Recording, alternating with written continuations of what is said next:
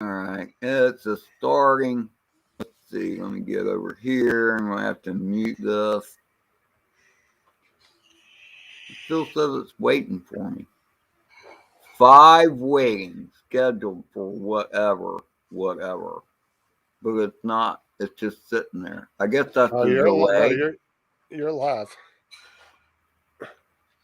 You're definitely live. I got you pulled up on YouTube.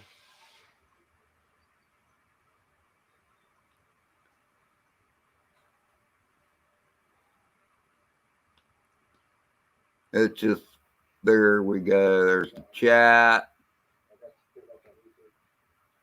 Let me mute this crap. Here we go. Yeah, Pawn. Now let's see what the hell. I gotta pop out my chat all over again. I thought I had this all set up. I was trying to have it all set up. Okay, so we already got a few people here. That's pretty cool. I appreciate what is it, 8 watching now? That's pretty cool. I appreciate that. Okay. So I know many of y'all have mixed emotions about the Second Amendment. I've always been a firm believer in the Second Amendment, and that is the right to keep and bear arms to protect yourself. And what I wanted to get at, okay, so a lot of stuff happened, Hey, Michael, Paduga, TJ, whatever. A lot of stuff happened over the last week as far as it comes to the right to protect yourself. Now, on my screen, you see, I'm on the wrong screen because I'm lagging what I'm doing. On my screen, you see 2 completely different people. Okay. Hey, your worship. Okay. So let me do this. I'm just going to do this. Let's see. How does this work? There we go. All right. On your screen, you see 2 different people. Okay. The kid on the right, I assume it's your right, unless things are. No, I don't think it's backwards. Okay, that's a young kid. He's 18 years old. He was where he shouldn't have been necessarily, but he was in Wisconsin, which is an open carry state. Everybody that saw him knew he was carrying a weapon, a 22. Okay. So, and he was walking around with it, all that stuff. Everybody knows he has it,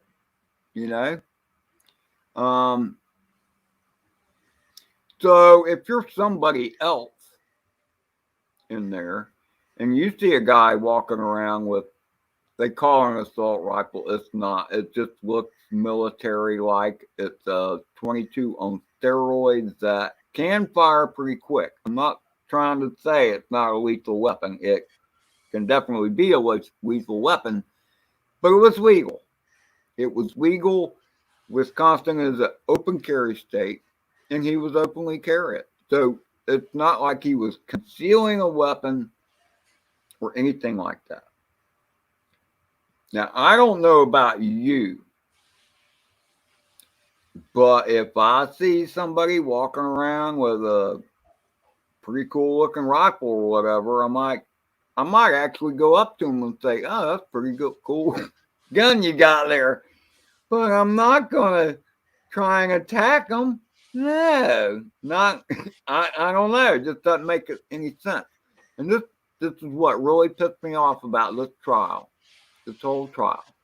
I watched the whole thing, and then I watched commentary from like MSNBC and MSN, all those people. And from the moment of this incident, they painted him as a domestic terrorist.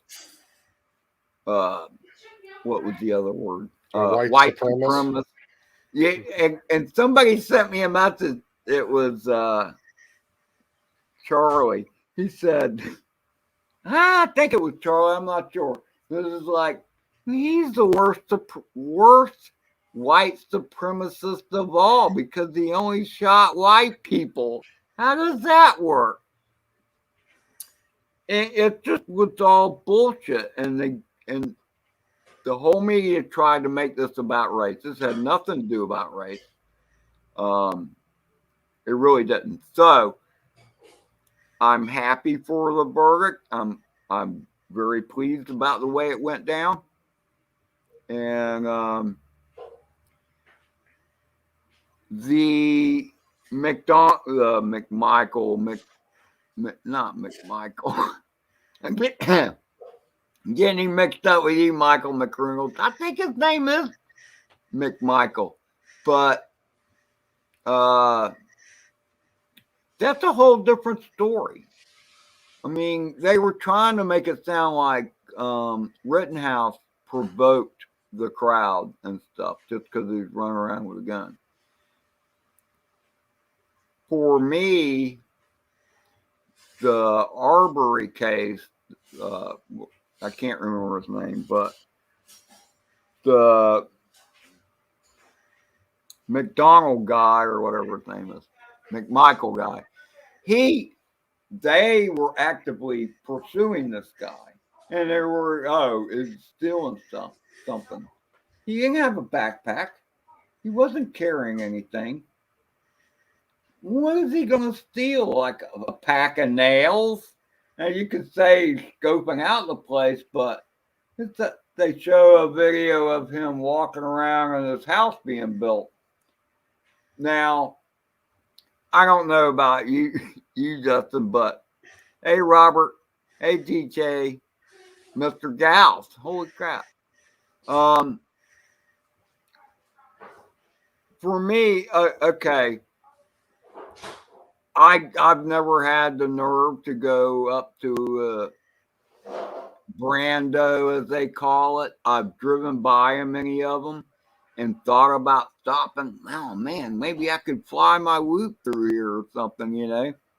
We don't know what that kid was doing, and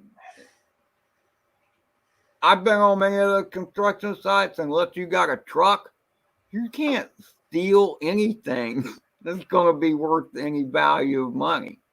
So I think the guy on the right, I'm pointing the wrong way, that right. I think he deserved to be innocent. I'm not going to weigh in on the court of public opinion, but the guy on the left, I keep pointing the wrong way. That way. That guy, I don't know.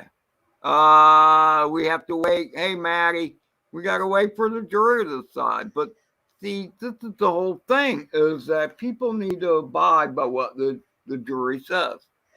And so, on that note, I mean, I kind of said all I want to say right now. So, Justin, your thoughts?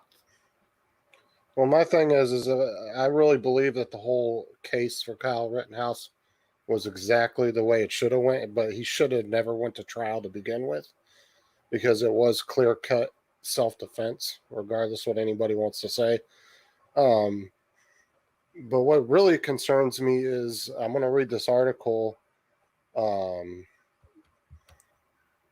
It's Jerry Nadler. He's a Democrat from New York, representative of the House Judiciary Committee, called for the Justice Department to review the not guilty verdict in the Kyle Rittenhouse case, calling it a miscarriage of justice.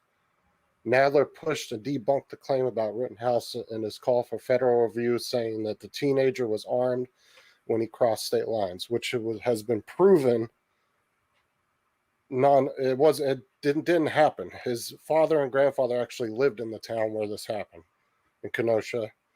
So I don't know why even these politicians can't seem to look up the facts and actually learn the facts about this case. He didn't cross state lines.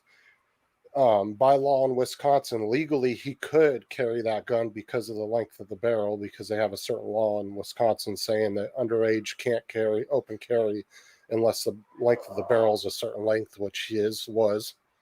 So that was also factually incorrect. And what really what really surprises me out of this whole case is how many people I've seen online that still believe that the 3 men that were shot were black. Oh, I know, that's crazy. I've even seen people say one of them was a black woman. And Oh, really? they're arguing that fact, and I just don't understand. It's not hard to go out and research this case and figure out the facts of the case. It's really not. But they're just going by what mainstream media has took certain clips, certain parts of the story, and they've cut it up to fit a certain narrative, and people just go along believing it. I mean, you could spend 10 minutes and research this case and find out everything about it, and you would see that it was a clear-cut case of self-defense. See, here's the deal with all that, and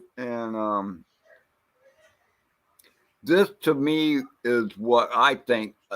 I can't call it a travesty of justice because the correct verdict was reached, okay, with Rittenhouse.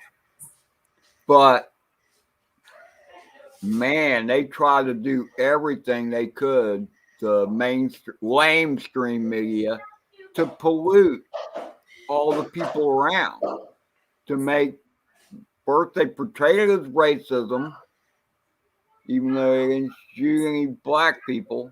And not that it matters. And, you know, there was somebody that brought up an interesting point. It's a clip from Fox somewhere, whatever, and it's some woman saying, had the roles been reversed and it had been a black guy running down the street with a AR-15, that the cops would have shot him on the spot. All right, I can kind of identify with that a little bit, other than the fact that because that may have happened to the black guy doesn't mean it's right for it to happen to the white guy. And I think what many people misunderstand is that through all this, these riots in 2020, the cops weren't doing anything. And that's what I thought was cool about the trial being televised. Because you saw it all. You really did. You saw it all. And you could see the drone footage and all that. You could see there were pictures of Kyle running down the road with his AR-15, running past the Bearcats with their lights flashing. The cops weren't doing crap. They were hunkered up in their vehicles, and not because they were cowards or anything like that, but they had been told to stand down to watch what's going on. Well, you know, one of the most disturbing things about about this case when it was in the courtroom was when the judge had to kick MSNBC out because one of the heads of MSNBC called one of their reporters on the ground and told him to actively track the jury bus so they could figure out the identities of the jurors, so they could post it, so they could report on it. So to me, while you were speaking, I see. Okay, first of all, I got to do an intervention because when you were speaking, I was trying to make you big, and I don't know how to do that in StreamYard. You're good. Just leave us the same size. It don't matter. But yeah. Hey, Plummet, how are you? Hey, it's great to see you, Adam. Thanks for stopping in. But I don't know. I think it's crazy the way the left wing media distorts everything. Oh, Adam, you got COVID, do you? Well, I'm sorry to hear that. You'd be all right, and then you'll have better immunity. I'm just telling you, man. That's the way I feel about it. And now I got two pop chats going. I don't know which one to get rid of. Let's see. This one's at 518.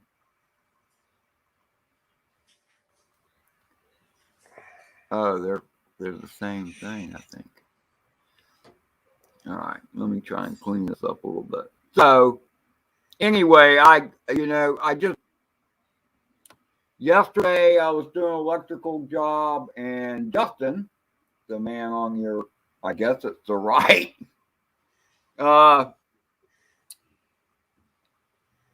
sent me he actually made a video call, and I couldn't answer. I was right in the middle of the thing. But I get home and I see that Rittenhouse was acquitted on all charges and he's innocent. And I saw him. Did you see him break down in the courtroom when the charges were read, Justin? Oh yeah, I did, because like I said, the kid was fighting for his life when he should have never been in that courtroom. Because if that same situation would have happened down here in Florida, the sheriff would have deemed it a clean self-defense case within hours after the investigation of the scene, and it would have been dropped right there.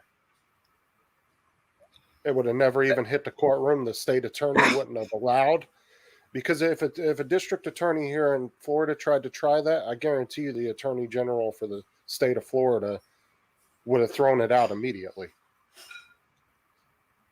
It's like, I'm not trying that case. No way, no way.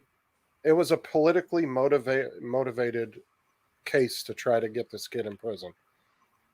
And when you have heads of state, senators, and congressmen that still don't know the facts of the case and are actively putting disinformation out on the internet saying that this kid should have been guilty, it boggles my mind. It's just insanity to me. And it needs to be talked about. I mean, I see some people, in the chat are like, why are we talking about politics? But honestly, it's at the point now where we have to talk about these things and get as much of the real information out there for people to know. So they're not seeing this disinformation and thinking that that's exactly what's going on. See, the problem is so much of what you see is mob rule, goes against every, or pretty much everything against the Constitution, where the mob just gets to rule. Okay, there's a bunch of angry people out here.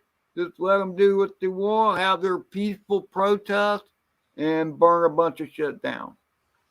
And the thing is that the left wonders why there are so-called vigilantes. Kenosha was 21 miles from where Kyle lived, and to him it was part of his community. His dad lived there. He worked there at times, and stuff like that. That's part of his community. And it was on the third night of burnings when Kyle Rittenhouse thought to himself, and some of his friends, I mean, they were enabled him, I guess, in a way. Decided this is enough. Why should our homes and businesses burn down because of a black guy that was shot and allegedly, I don't know if it ever came to trial, but they all said he was unarmed. He had a knife. He was attempting to kidnap a kid and the mother, or the kid, whatever. Anyway, it was a close situation. You're a cop. What do you do? What do you do? Guy got a knife. He could cut anybody, give anybody a serious, fatal wound. With that. The What do you whole do reason. as a cop? What I mean, I don't know. I don't know how they expect the cops to function. Well, the whole reason Kyle was attacked to begin with, which a lot of people don't even know, was he was trying to put a dumpster fire out that Yeah. people were trying to push into a gas station. and trying to blow up the gas station. So to me, right there, he could have saved potentially a lot of lives. And because he was trying to actively stop them from doing that, they started attacking him for it. And then he All right. defended So himself. here's another thought I thought about last night or whatever. Is like you have to wonder. I mean, this is just kind of some of the crap that runs through my head. Is that what if Kyle Rittenhouse hadn't been there? I don't know. None of us will ever know that because Kyle Rittenhouse was there. But I'll tell you this: if the governor had done something to stop all this rioting and let the police do what their job is, Kyle Rittenhouse would have never been there. But forgetting all of that, who knows by if whatever the first guy, I can't remember the name. I know one is Huber. Who's the first one? Can't remember his name. Rosenbaum. They were obviously wired. Something was going on with them. Not particularly pleasant crime, stats. They could have killed. They could have tried to kill somebody else. Who knows? We will never know. Well, this is the thing too. Is people on the left, are calling these guys victims, but unfortunately, to me, when the way I believe it is, when you attack somebody, and they shoot and kill you, you're no longer a victim. You've done forfeited your right to live at that point. When you go after somebody, and one of them had it, and this is the thing: is people are still saying on the internet up to today that it was 3 unarmed men, and one of them tried to hit him with the skateboard. One had a knife, and the other one had a damn pistol on him that wasn't even supposed to have a pistol because he was a convicted pedophile and a convicted felon. And trust me, a skateboard can definitely be a lethal weapon. Not that I have experience with that, but you whack somebody with the trucks on, you get a good swing with that, you drop a person real quick. So I wrote some notes. I was, after I heard the trial outcome and stuff, when I got home, I was really itching to go live then and just talk about it. But Justin reminded me that Northeast Drone Productions was going on at 6. So I said, okay, well, let me think about it, and we'll see a little bit more coverage, and then I can talk about Wisconsin burning and stuff like that. But I will say this: I'm very proud of the people of Kenosha. They didn't get out of hand. Some woman wrote on the chalkboard, or a couple, or on the steps of the courthouse.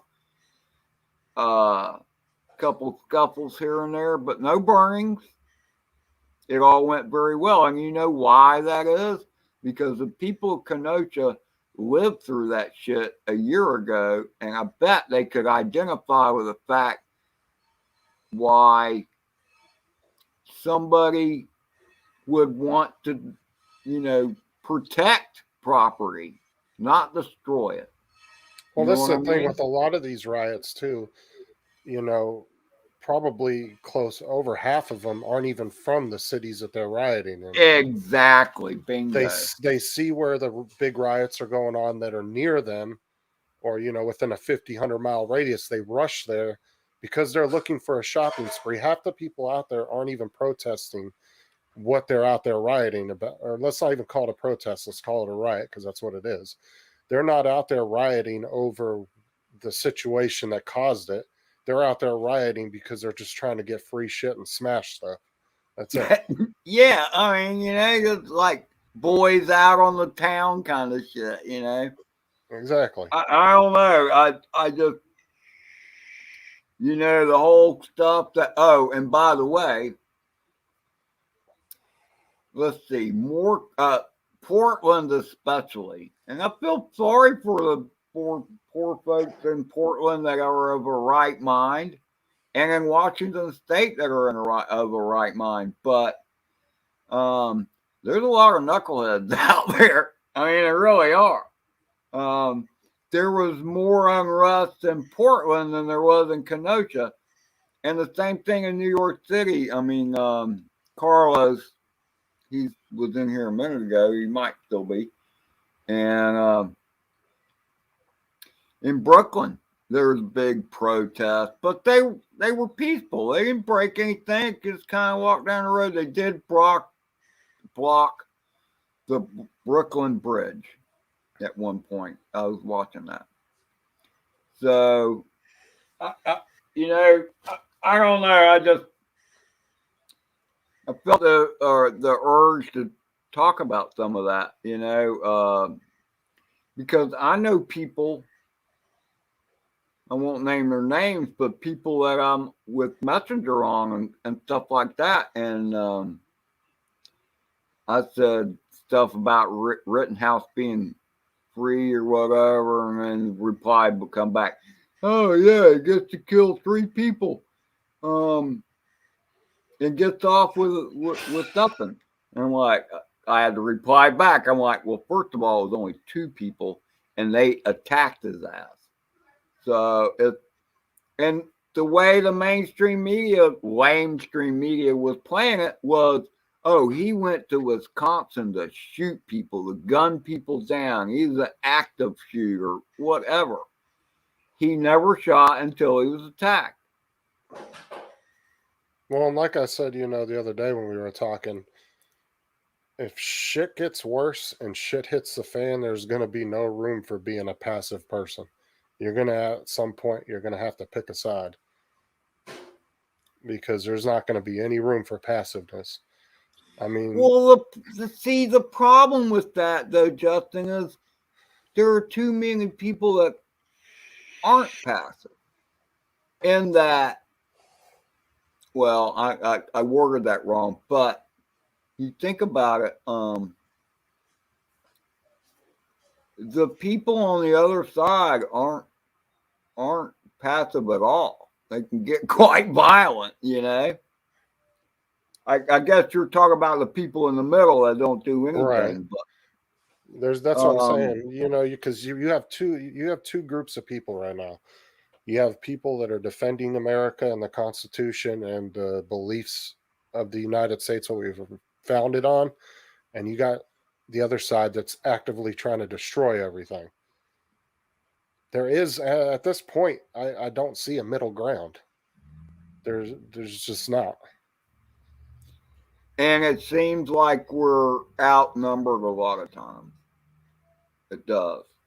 I think the People with media. AR code, you're kind of barking up your tree today, AR code. Hey, Jim's droning. Hey, everybody in the Dano, chat. thanks for popping in.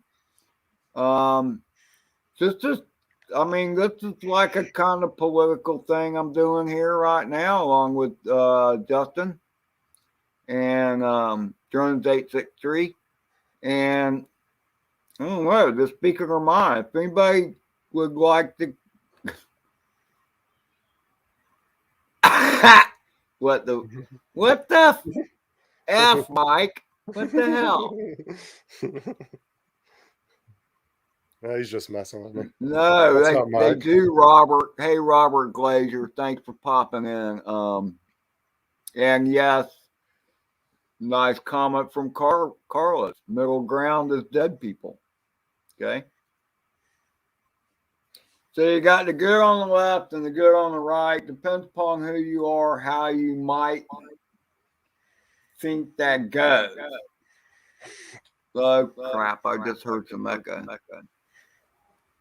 I didn't hear anything. I'm going to pop out for a second and come right back in.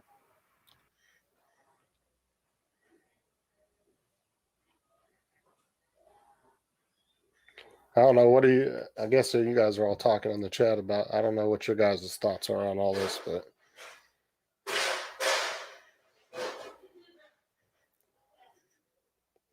what's up, Art, Mike, Maddie, TJ, Sasquatch? Sorry, I haven't said hi to everybody. Kind of been listening to Ed more. I've been watching the chat. Oh, that reminds me. Okay, I gotta do this. Is this it? That's the wrong one. I still got the echo. What the hell? I don't hear an echo on my end.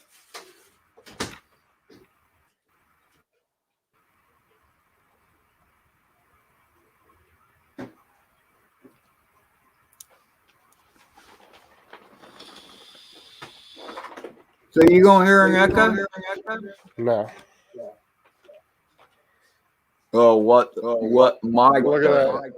Look, Ed.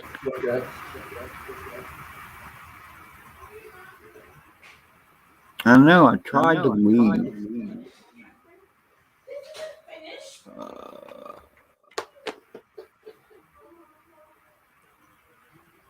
See, now I kind of hear one a little bit.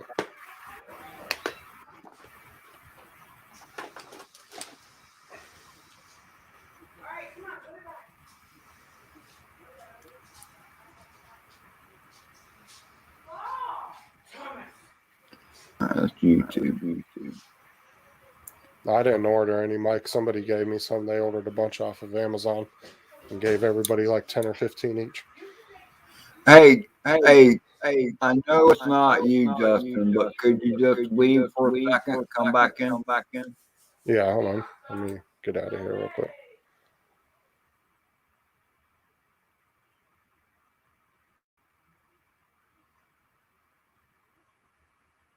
Check.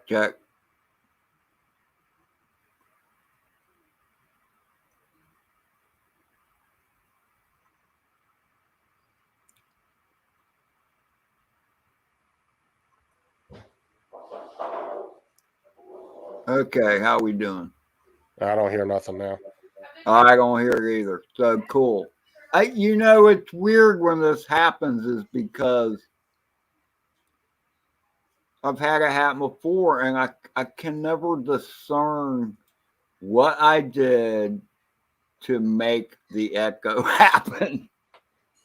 So they have to play it. Sometimes it works if I leave the stream, and sometimes it works if one of the other guests leaves the stream. I never understood that. But that's the internet. That's the wonderful world we live in. So I don't know. Scattergun, 2 hands full. Okay, Dan. And to those of y'all that I missed, I'm sorry if I missed you or acknowledged you. I appreciate you all being here. I think this is important stuff. I've had guns all my life, okay? And drone tread on me. You got an AK for the range tomorrow, drone tread on me, get it for you. I've shot an AK. It's a fun gun to shoot. It wasn't auto or anything, but I'm telling you, man, semi-automatic is like I have an SKS. I had a Mini 14, a Ruger Mini 14. I don't need to pump any more bullets out than I can as fast as I can pull the trigger. It's a fast gun. So if you need to pump out more bullets than that, you're a lousy shot. That's all I gotta say. I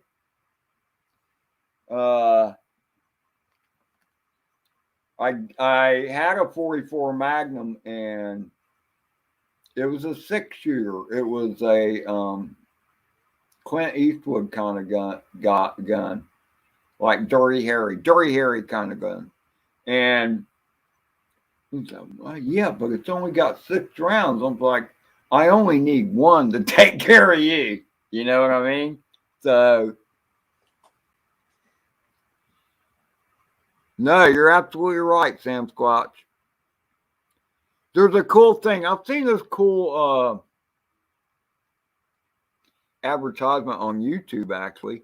I thought they were all against violence, but not when they're selling ad revenue. They sure aren't. So, oh, and the 44 Magnum is a great firearm, Jim's drinking. See ya, Carlos. Brick. The one I had, I gave it to somebody when I was behind on my rent and whatever. I'm like, okay, I gotta gift this to you. I love that gun. I know I get the multiple threats, nameless dreamer. That's why you always have spare clips. Um, that's why I have the SKS. Okay, uh, the pistol. I'm down to just a 357 now, but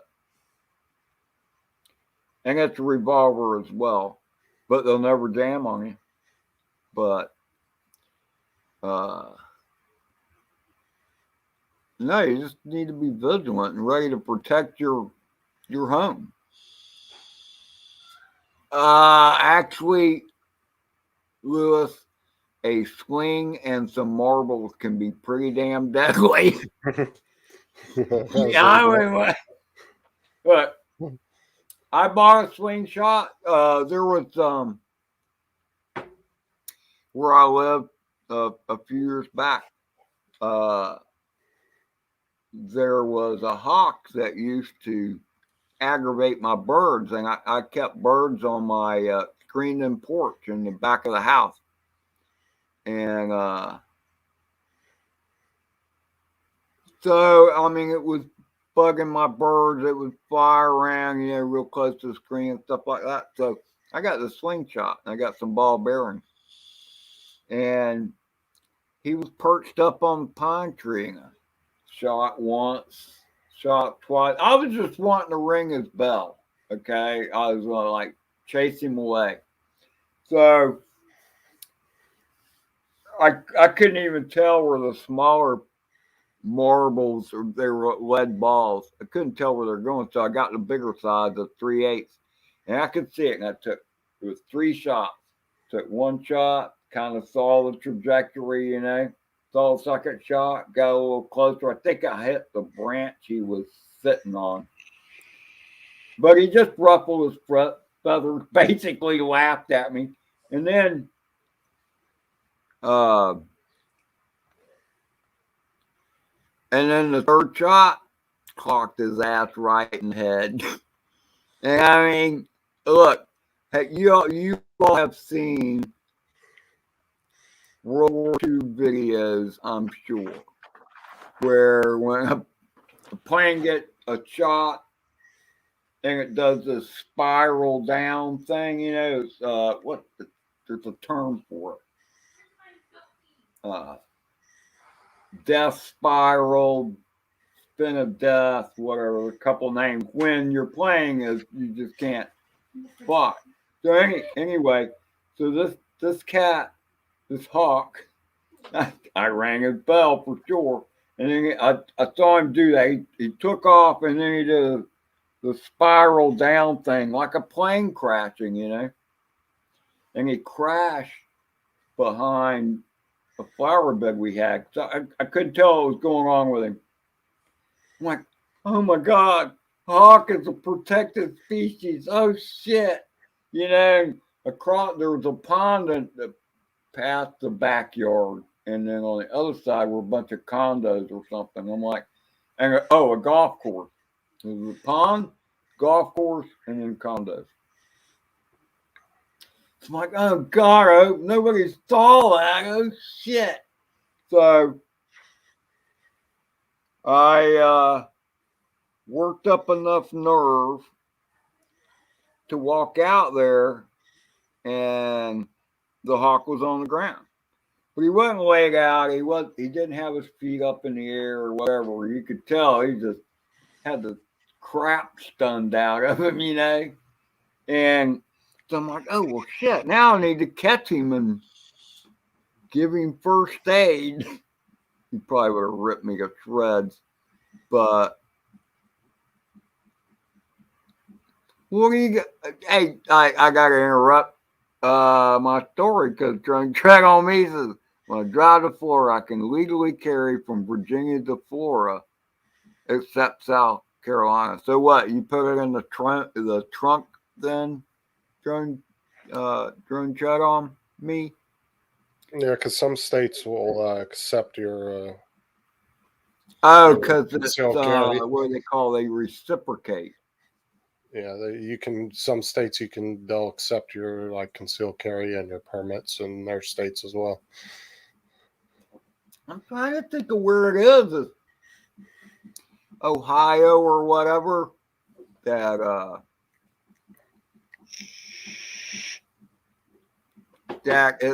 it's accepted in more states than anywhere.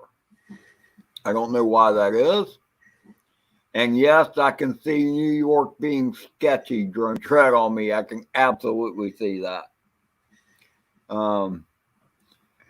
I've only been to New York one time. I don't remember what year it is. And back then, this is before Giuliani. And guns, you weren't supposed to have them. But I had one under the front seat of my van. I'll admit to it. Come after me. That was 30 years ago. I don't know. But Texas just did the same thing. Drone tread on me. Not too long ago, they went to constitutional carry too. There's actually a lot of states that have gone to that in the last few years. well, I mean, I wish Florida would do that. that Adam, Plummet FPV. That's funny and so true, so true. And yes, God bless Texas. Drone tread on me. Alabama's good about carrying around. Alabama's open carry. Open carry. No permit. People know you have a gun and they don't screw with you.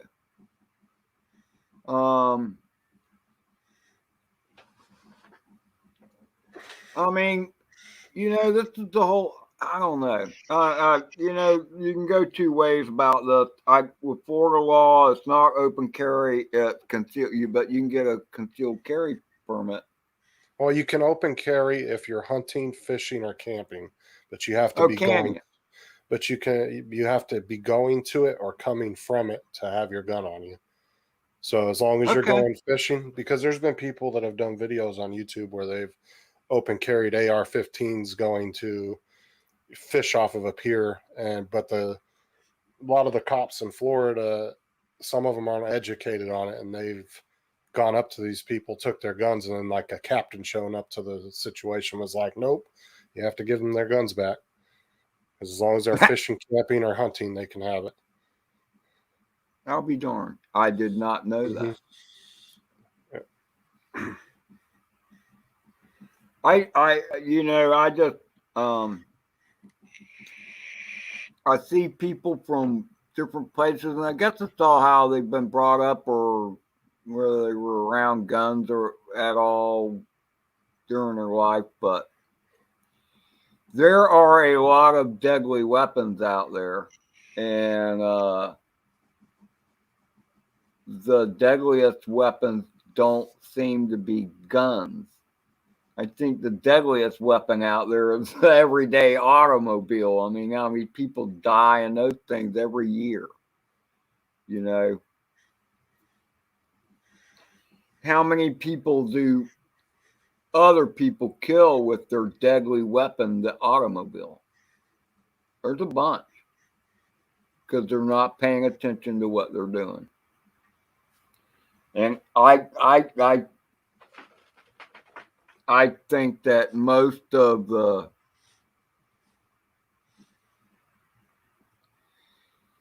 I lost my train of thought, so I'm not going to go there. But okay, since it's wide open, well, there you go. I get the element of surprise thing, Dano.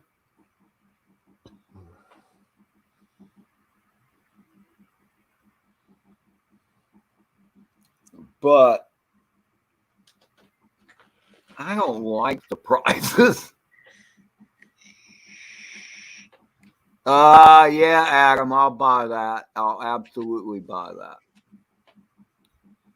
Yeah, they've been doing a lot.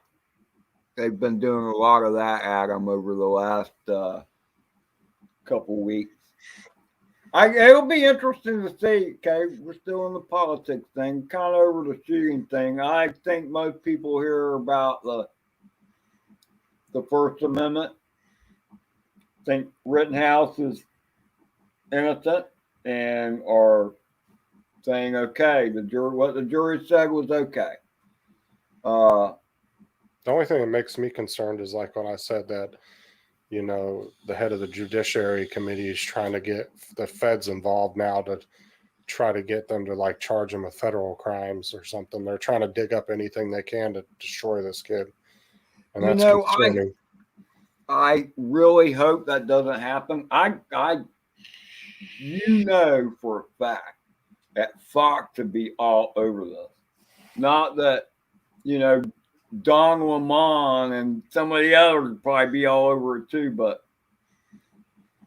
I don't know. I don't think America has a stomach for it. Maybe in Portland, Oregon, or New York City, but in Kenosha, they seem pretty good with it. That does sound like double jeopardy, Adam. It does, but I wouldn't put it past them to do some corrupt shit to try to get this kid in trouble. Though, that's what concerns me the most.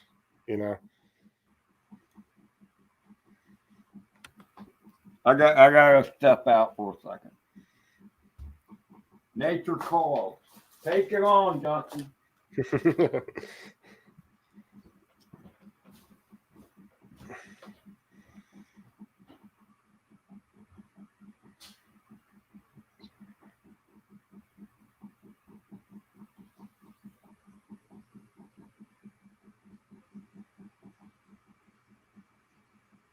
Yeah, but I'm very concerned about this federal judiciary.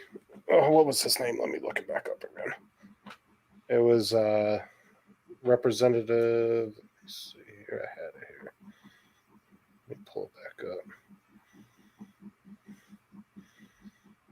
It was Jerry Nadler. He's a Democrat from New York, the chairman of the House Judiciary Committee, called for the Justice Department to review the non-guilty verdict in the Kyle Rittenhouse case, calling it a miscarriage of justice.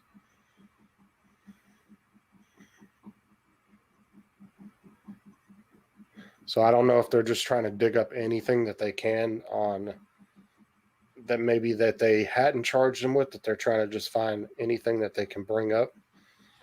But let me see here. Let me show that again. Oh yeah, he should definitely sue. He needs to hit every news media with defamation lawsuits. That's for sure. Just like the kid did from DC when he sued CNN.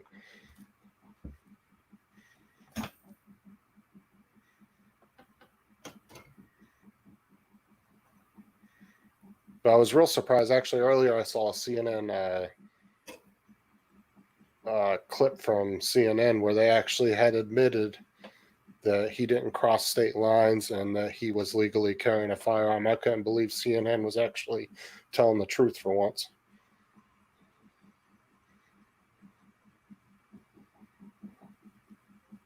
But I definitely think he needs to sue for defamation of character. That's for sure. I do too. He was prejudged from the get-go, and that's unacceptable. I'm sorry, that's just unacceptable. Um, oh, I need to take care of something here now. I see it. And then, yeah, that was. I found that crazy how people keep bringing up the white supremacy thing when there was no evidence at all linking him to white supremacy. I'm so tired of that term getting thrown around. Oh, I saw this on Gutfeld, okay?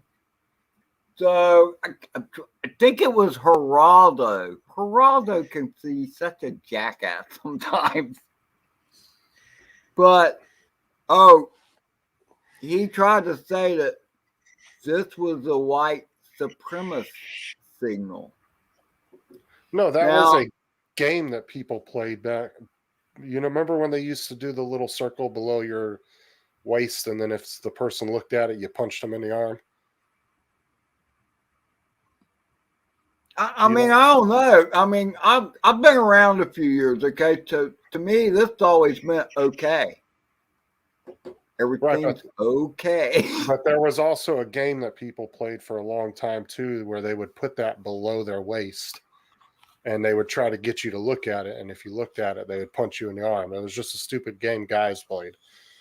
But then they turned it in and they tried to flip it and say that it was a white supremacy symbol. And so now what the media will do is they'll get clips of people's hand movements, and it may happen to go in that position for a split second, and they'll take a snapshot of it and say they were throwing up a white supremacy sign. Yep. I'd like to welcome Loves You from the other side of the planet. I was thinking, I'm not sure where you're at, Loves You, but thanks for popping in. Yeah, the There's circle people game. all from all over here, you know. Yeah, drones tread on me. He knows what I'm talking about. It's the circle game. I remember Circle playing that. game? I don't remember that. Well, first of all, when I was already old when you were in high school. I'm pretty sure drone tread on me. Philippines, okay. I was thinking that. And Yeah, I remember playing that game years ago with my friends. hey, Bill, how are you, Metro Drones? We're just hanging out, talking some political stuff, you know. But you know what's funny is, here's what kind of strikes me is that most of the people here fly drones. Okay. So we're all kind of about freedom in a way. I mean, flying is like the ultimate freedom in a way. So we respect freedom. And so like through all this, I'm doing okay, Loves You. Through all this, those in the drone community that even know about this story are good with that because they're all about liberty and freedom. And drone tread on me. Okay, I've been following drone tread on me for a while now. I don't know how long. Okay, I'll head that way. I don't know how many videos of this I've watched, but I know I've been subscribed to him for a long time, and it's because I like the name, and he's all about liberty and freedom, and that's what this nation is supposed to be about. And liberty and freedom, as you should be able to do whatever you want in the name of liberty and freedom, as long as it does not infringe on the rights or freedom of somebody else. And you're not inciting violence. Did you see what Metro Drones wrote? He said, "Man, it's not a high school game. I'm 50s. Something I still play that game." Oh, really? I never even heard that. I've never even heard of that game, Metro Drone. I It's got a you for by a few years, but I've never heard of it. Just like me, Never heard of it. I personally don't believe in hate speech. As long as your speech is not inciting violence, you have every right to say whatever you want, whether it's racial or you just saying anti-religious shit, whatever it is, that's your right, as long as you are not inciting violence. That's the only time that freedom of speech can be overridden, is if you're inciting violence. Right. And look, okay, so this is one of my screens. See if I think it's this one. So this is the. Let me see. Let me go back here so it's big enough for people to see. Um, this is what the beloved mayor of New York tweeted after the verdict. And to me, that's incitement. If you will read what this tweet says, that's incitement. He didn't agree. He didn't think it was a just verdict, whatever. He's an idiot. And Mayor Bill, I actually sent another tweet tagging Well, look, him or whatever because he talks about the, let's see, uh, where does he say it? And the killer is left unaccountable. And I sent a tweet. I think I quoted his tweet, and I said, "Yeah, how many murders are unaccounted? Where the murderers went unaccounted for the last month in your city?" You know, I just think it's ridiculous that the way the left points it, and all my hopes for New York City because Mayor Bill de Blasio will soon be history, and but that's what I'm I have saying. high hopes, even though he's a Democrat. For the next mayor coming in, he's got a lot of crap to clean up. Well, this is his So, thing, though. He says stop violent extremists, but yet he won't call the rioters that, when they did 10 times more damage. They burned down people's businesses, houses. I mean, just and beating people in the middle of the street. I mean, there was other people that were killed. Remember that retired cop that was killed trying to protect that pawn shop? And the guy walked yeah. up and shot him in the head just to go in there and get a freaking $100 TV out of there. Dude lost his life over it. All But yet right. they First won't of call him all, an extremist. They'll call him an innocent protester.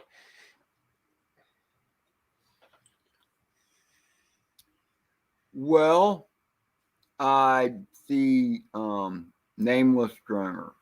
Okay. I'm trying to figure out where your head's at. Not calling you wrong. I I am going to call nameless droner wrong because he says he doesn't bother voting. But if you vote for the left nameless droner, but somehow I don't think you do. But if you do vote for the left, then yeah, stop voting. I'm all about that. But Well, no, somehow he's I don't saying think you do. no. Somehow I think you vote red. No, Maybe but you he don't like the says, word red. You can use the term independent. It's okay. Look, honestly, I don't even bother voting, but I do speak up on these touchy subjects. Is what he's yeah. saying. No, I mean, as long as you're voting for the right side, you should vote. Name one driver. I'm just saying. But he doesn't But vote at all. That's what he's saying. no, I know he said that. And I saw that. You know what's funny is I've been involved, not involved, but paid attention to politics for quite a while. But I'm 62 years old too. I don't think I paid any attention to politics until at least 25. And you know where a lot of this crap comes from is all Democrats saying, "Oh, get out, vote," whatever, hitting college campuses and stuff like that. and they're hitting these kids that haven't even been out in the real world. But the thing is, though, is that you have the left, you have the right, but you have the far left, and you do have the far right. Now, the far left are the ones where you'll see, like, you'll see people. What's his name? I'm having a mind blank here. Damn it. But you'll see some of these like political commentators go out and they'll try to have conversations, and they want to just sit down and have a structured conversation, kind of like what Steven Crowder does with his, when he goes out to campuses and he sits down and he wants to have a civil debate with some of the far, far left people, but everything's racial and you're just a bigot and you're, you know what I'm saying? They don't want to have a discussion. You try to have a civil discussion with some of these people, and you just can't because they refuse to have a conversation with you. You try to meet them in the middle ground, and some of them will sit down with them and talk with them, but a majority of them, they'll just sit there and scream, really hateful shit at him when he doesn't say one hateful thing to them the entire time. He'll just be like, come sit down and have a chat with me. Let's have a civil debate on this situation or whatever subject he's trying to cover at the time. But that's the problem, is nobody wants to sit down and have a civil debate. It's my way or that's it. Like, I don't mind talking to somebody on the left if they're willing to sit down and be civil about it. But if they're going to start calling me a white supremacist just because I want to have a debate over Black Lives Matter or whatever the situation might be, the subject might be, they just automatically just start calling you a bunch of, white supremacists, you're a bigot, all this other stuff, when it's just a simple disagreement. Yeah, I know. Oh, look, I want to address what I got on the screen now from Nameless Droner, and we all feel like that at times. Nameless. Feel like a grain of salt in the sea. Why should I bother? My life never changes regardless of who's in office. First of all, it takes time. It doesn't happen overnight. And okay, I'm not going to go into the Trump thing now. But Trump was never given a chance to do shit because he was fought tooth and nail the whole damn time that he was president. So that's all I have to say about that. It could have been better. It might have been better, but I get where you're coming from. Nameless Droner, I get that, but you just gotta persevere over that. Well, he said right there, he said, I liked Trump, so. But see, he's what I'm talking about. He's a little left, but he's not one of those people that wouldn't be willing to. He's willing to sit down and have a discussion with you if you wanted to talk to him about something. He's not just going to immediately assume you're a specific type of person and start throwing slander or sling at you. You know what I'm saying? That's the way he comes off to me. Like he would sit down and have a civil discussion with you if you wanted. And I mean, like Robert brings up an interesting point. I mean, back when I was a kid, and I'm 62 and a half, if you will, Robert Glazer, but back in the 60s and the 70s, all my family were Democrats. They all were. They were the party of JFK. JFK was pretty cool. I mean, from what I know, I mean, I was a kid, so I don't really know, but JFK actually lowered freaking taxes. That's hard to believe for a freaking Democrat, They're all about pay your fair share and all that shit, but JFK lowered them. So I don't know. I think I was done with the Democrats and my family were when Jimmy Carter came along. I don't know. It could have been before that. I'm not sure, but I think Jimmy Carter had a lot to freaking do with it. So that was pretty bad. But Jimmy Carter has got to be grateful because now he is not the worst president in recent history. Now I really thought Biden was going to be bad, but Biden was okay even with his Obamacare and all that crap. But it wasn't the doom and gloom for the country that I expected. That's far different from what I'm seeing right now. That's all, you know. But it's like No, even you're like right about that, Dana. it's like Ali Absolutely. French. I think that's how you say Ali French said, guns are very dangerous. I mean, look at what happened up here in Scotland, in Dublin. But look what also happens, here in the UK and Liverpool, because they got rid of guns. But look at they have a bad issue with people stabbing each other. They have a high rate of stabbings. So All you right. could remove one weapon and people are just going to find another weapon. Let me ask you a question. Depending upon, okay, depending upon who attacked you, would you rather be shot with a gun or stabbed with a knife? Neither fucking one.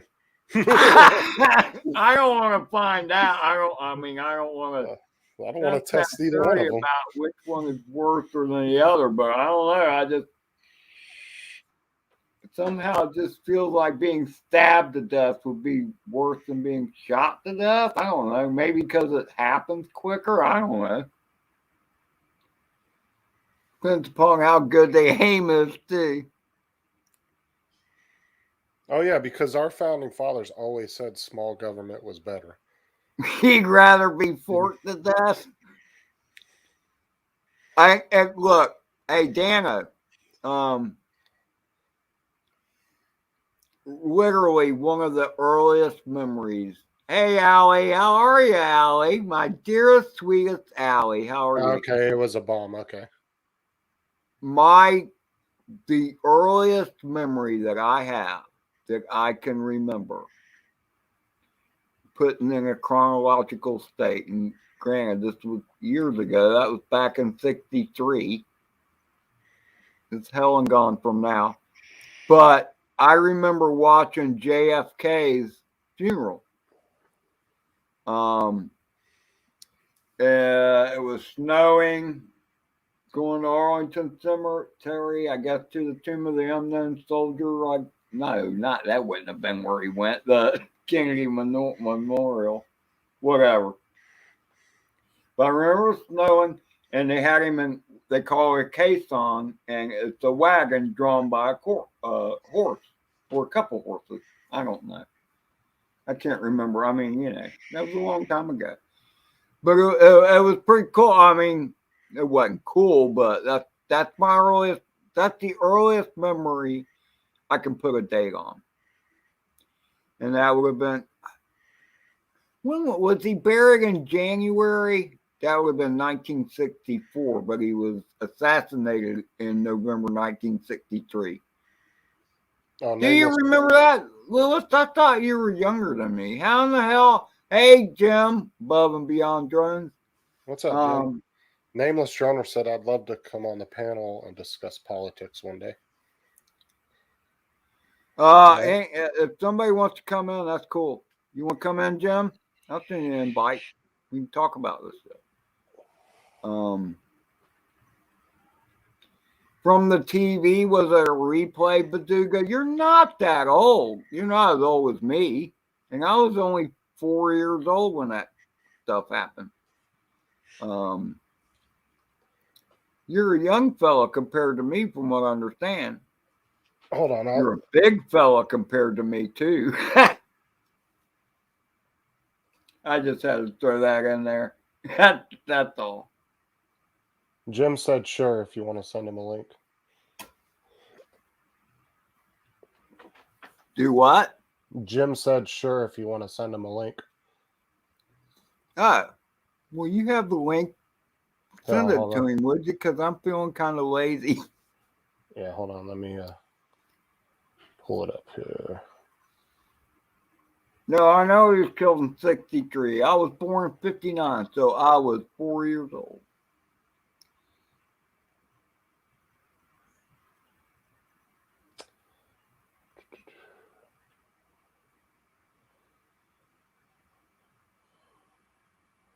There, Jim, I sent it to you in Messenger.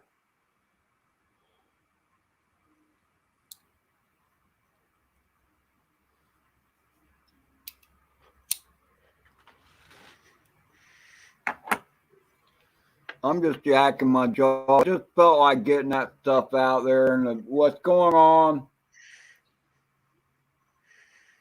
in the United States now is crazy. Gas prices, look at gas prices. And there's no need for it.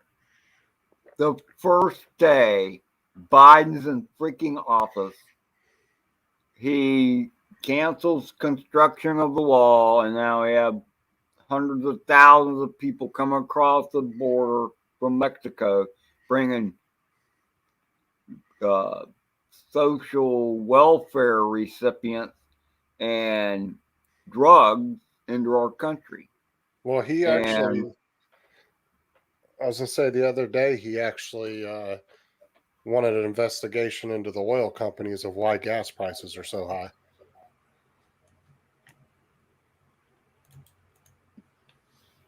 No, I was born in 59, meets music.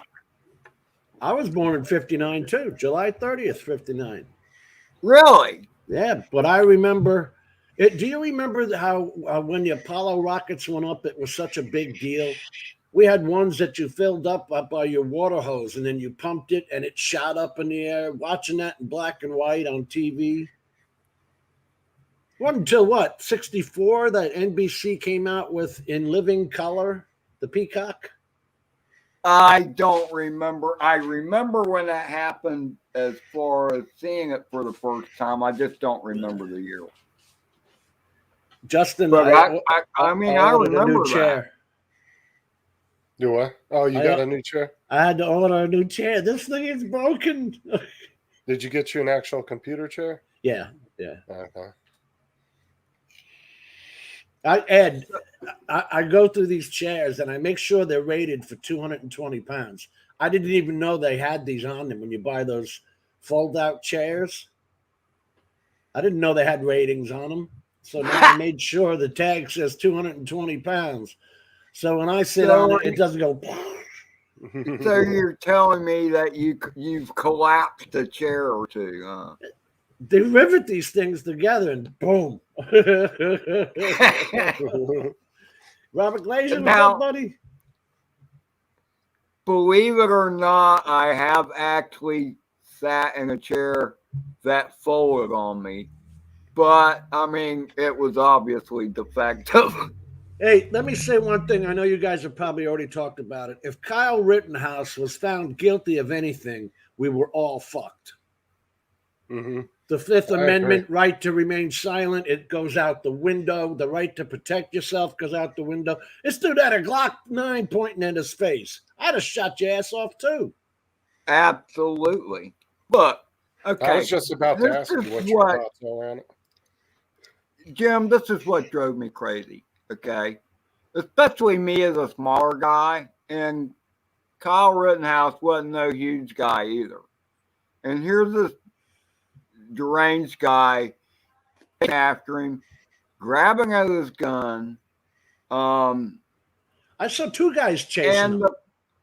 The prosecutor is like saying, "Oh, well, couldn't you just be a man and take a beating? Screw that. If I got a gun, I'm going to shoot your ass." Has anybody ever handled a rifle? There's got to be some hunters in here or some people who have ever handled a rifle. The first thing you're taught is a rifle is always loaded. The prosecutor's holding the thing up incorrectly, but he's holding it up in court, pointing it at people. Mm-hmm. I saw that. Where the fuck was the sheriff jumping him? No, I mean, because I mean, I haven't been working. I'm at home. You gotta So stop, I've dude. been You're watching allowed. this trial. I've seen this whole trial, Yeah. and it really pissed me off, Jim. How I saw, and the only reason I knew it is because I watch Fox News, and Fox News shows clips of what the other people are saying about the whole thing, Right. and it was so one-sided. It just it freaked me out. How are these people saying this? How can they even say this with a straight face? Is what I was thinking. I You don't know what know. I mean? Let's point a gun at them and see what they say then. Yeah, well, You know what I'm saying? They've never been in the situation. So let me put a Glock in your face and see what you say then. Well, it was like that BLM activist a few years ago that was trying to say, why can't a cop shoot somebody, or why does a cop have to shoot somebody with a knife, or why don't you use a taser? And they actually took him out in the field, like to their training center, and had him train with experts, and they got him every single time. And his first instinct was to pull the gun that they gave him, the fake gun that they gave him in the training session. When the You dude also came have at him with people the knife, he saying, pulled it. why don't they shoot you in the leg? Why don't they shoot you in the arm? You are never taught anywhere, whether it's the military or the FBI or the regular police department, you are Center never mass. taught to shoot someone in the leg or in the arm because you're going to miss. Center mass. You aim Time. center mass Center every mass. time, one time. And what was tripping me out too, Jim, is that the prosecutor was busting Kyle's ass for Hey, Hugh. not using hollow points. And I'm like, oh, wait a minute. If he was using hollow points, well, I mean, he did manage to kill 2 people with it, but if you use hollow points, there ain't no way that person's living because you're just gonna blow his gut. I'm watching the trial and I'm watching the guy say, this is the guy who held the gun at him, okay? He said, yeah, when he vaporized my arm. Dude, you're holding a pistol in his face. And he's admitting it. He admitted it in court. And he wasn't even supposed to have the pistol. He was a convicted felon. Yes. Some things are just, you're watching it, you're saying, is this guy really saying that? Yes, I'm a criminal. Yes, I put a gun in his face, but he vaporized my arm. And he used the word vaporized because the prosecutor said when he shot your arm, he goes, yes, when he vaporized my arm. The fuck are you talking about? Your arm's still attached, isn't it? You're lucky your head isn't vaporized. Exactly. Bingo. Right there. And I mean, the only reason he shot him in the arm was because when he fell backwards, he shot up at him.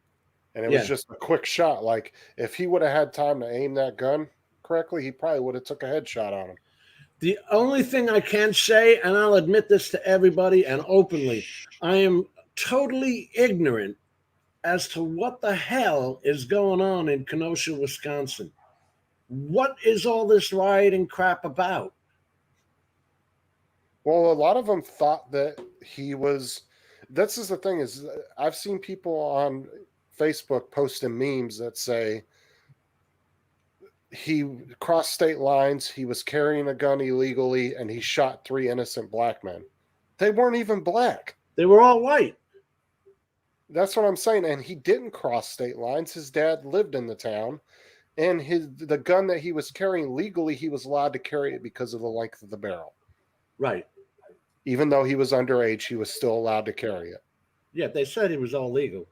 Yeah, and that's why the judge threw out the gun charge. And then I love that judge because when the prosecutor tried to say that Kyle Rittenhouse using his Fifth Amendment right to remain silent, the prosecutor was trying to say that makes him guilty, and the judge went off on him. That's been around for 50 years. Are you sitting here telling? I love that judge. It was like the I love the judge too. It was like the MSNBC telling their reporter to follow the damn jury bus so they could get the identities of the jurors. Well, you You're look putting up those right people's now. life in danger. Look up different things on YouTube now. If you're Fox, the people are 10, 12,000 love the verdict. If you're MSNBC, they're mad at the verdict. Mm-hmm. Should we put everybody to death or in jail for life for saving themselves? But you're lucky your ass ain't in Florida, because in Florida, all you got to do is come on my property. But that's the thing, is the people that are against the verdict don't even know the facts of the case. Right. They don't even know what race the guys were that got shot. Like, they're completely ignorant to the facts of the case. Yeah. They're just going by what CNN and MSNBC has clipped up and shown them. I didn't even want to know the facts until I started, it was everywhere. But why did it become an everywhere thing? But it takes 10 minutes to look up the facts and learn the case. You can learn the whole case in 10, 15 minutes if you just do some research.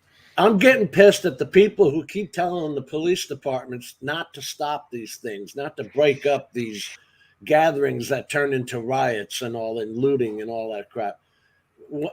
You saw that last year in Philly. I saw the police cars all lined up and the police standing on one side and people actually destroying the police cars. Just like Biden's $5 trillion bill he's putting through. Who do you think is paying that? Who's going to rebuild those buildings? Us. My great-grandkids. Do you like your $6 gas price because of Biden? I hope you do, because it's going to be $10 by the time he's done. What's up, Jody? You got the only people, 86,000 new IRS agents to go after the middle class. Insane. That's the thing. And then they're talking about, if you put $600 or more in your account, that they're going to investigate how many millions of transactions a day that are small transactions like that? You're telling me that they're going to be able to filter through every single one of those? Even you got a computer doing it. Computer AI. And then it's $3.35 a gallon here by me for unleaded regular. But it's going to end up jamming up people because some artificial intelligence is going to flag them for something stupid. Right. I put a little meme up there, Jim. Take a peek. I would love to have those stickers out. I really would. Go back to the screen, Ed. Do what? Go back to the main screen. I'm working on it. I'm seeing I did that. I helped. I just suck. That's why nobody will impeach Biden. It's just you, Ed. It's Kamala Harris is worse. Oh, yeah. Sorry about that. Okay. Well, here's the thing. All right. Oh, there you go. You got one. Okay, cool. Amazon's selling them. You get, I think, a couple hundred of them for like $20. Oh, I got to get them. I'll put it on every pump around. You go in the grocery stores, you can put them on the fast track next to the food prices, too. I just freaking learned how to make people big green. I just forgot. I guess I was being lazy. Show it up again, Jim. All right, hold on. How many did you get? Did you get just that one? No, somebody bought them and then handed them out to everybody. They gave me like 6 or 7 of them. That is so cool. I love that. I think they said they got 200 for $20. I think it was around $20. But they got them off of Amazon. People are doing that even in Massachusetts. They're kind of like rioting and all that crap? No, surprisingly, they didn't riot after this in Wisconsin. If you riot after this, you're rioting against the Constitution of the United States. That's your Fourth Amendment and Fifth Amendment rights.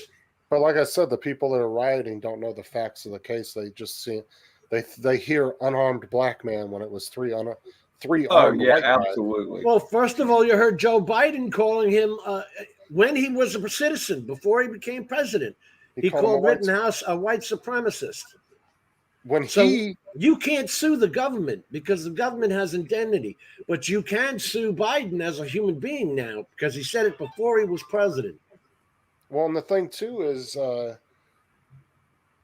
Biden's went to that KKK member's funeral and said that he was a mentor of his, like 4 or 5 years ago.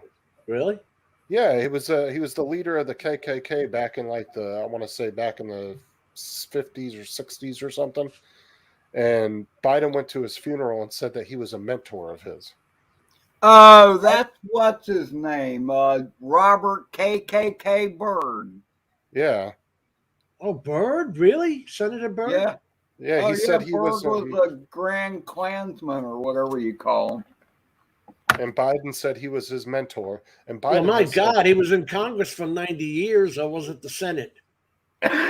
Yeah, he was in Congress for a while. I didn't know it was 90 years, but Jesus Christ. Thought the guy would never leave. Florida needs DeSantis to stay on. You're goddamn right. DeSantis is fantastic. yes, DeSantis is awesome, and I want him for 4 more years, damn Listen, how does Biden ship these illegal aliens to Orlando International Airport and set them free at 2 and 3 in the morning without telling the governor of the state that they're even putting them here?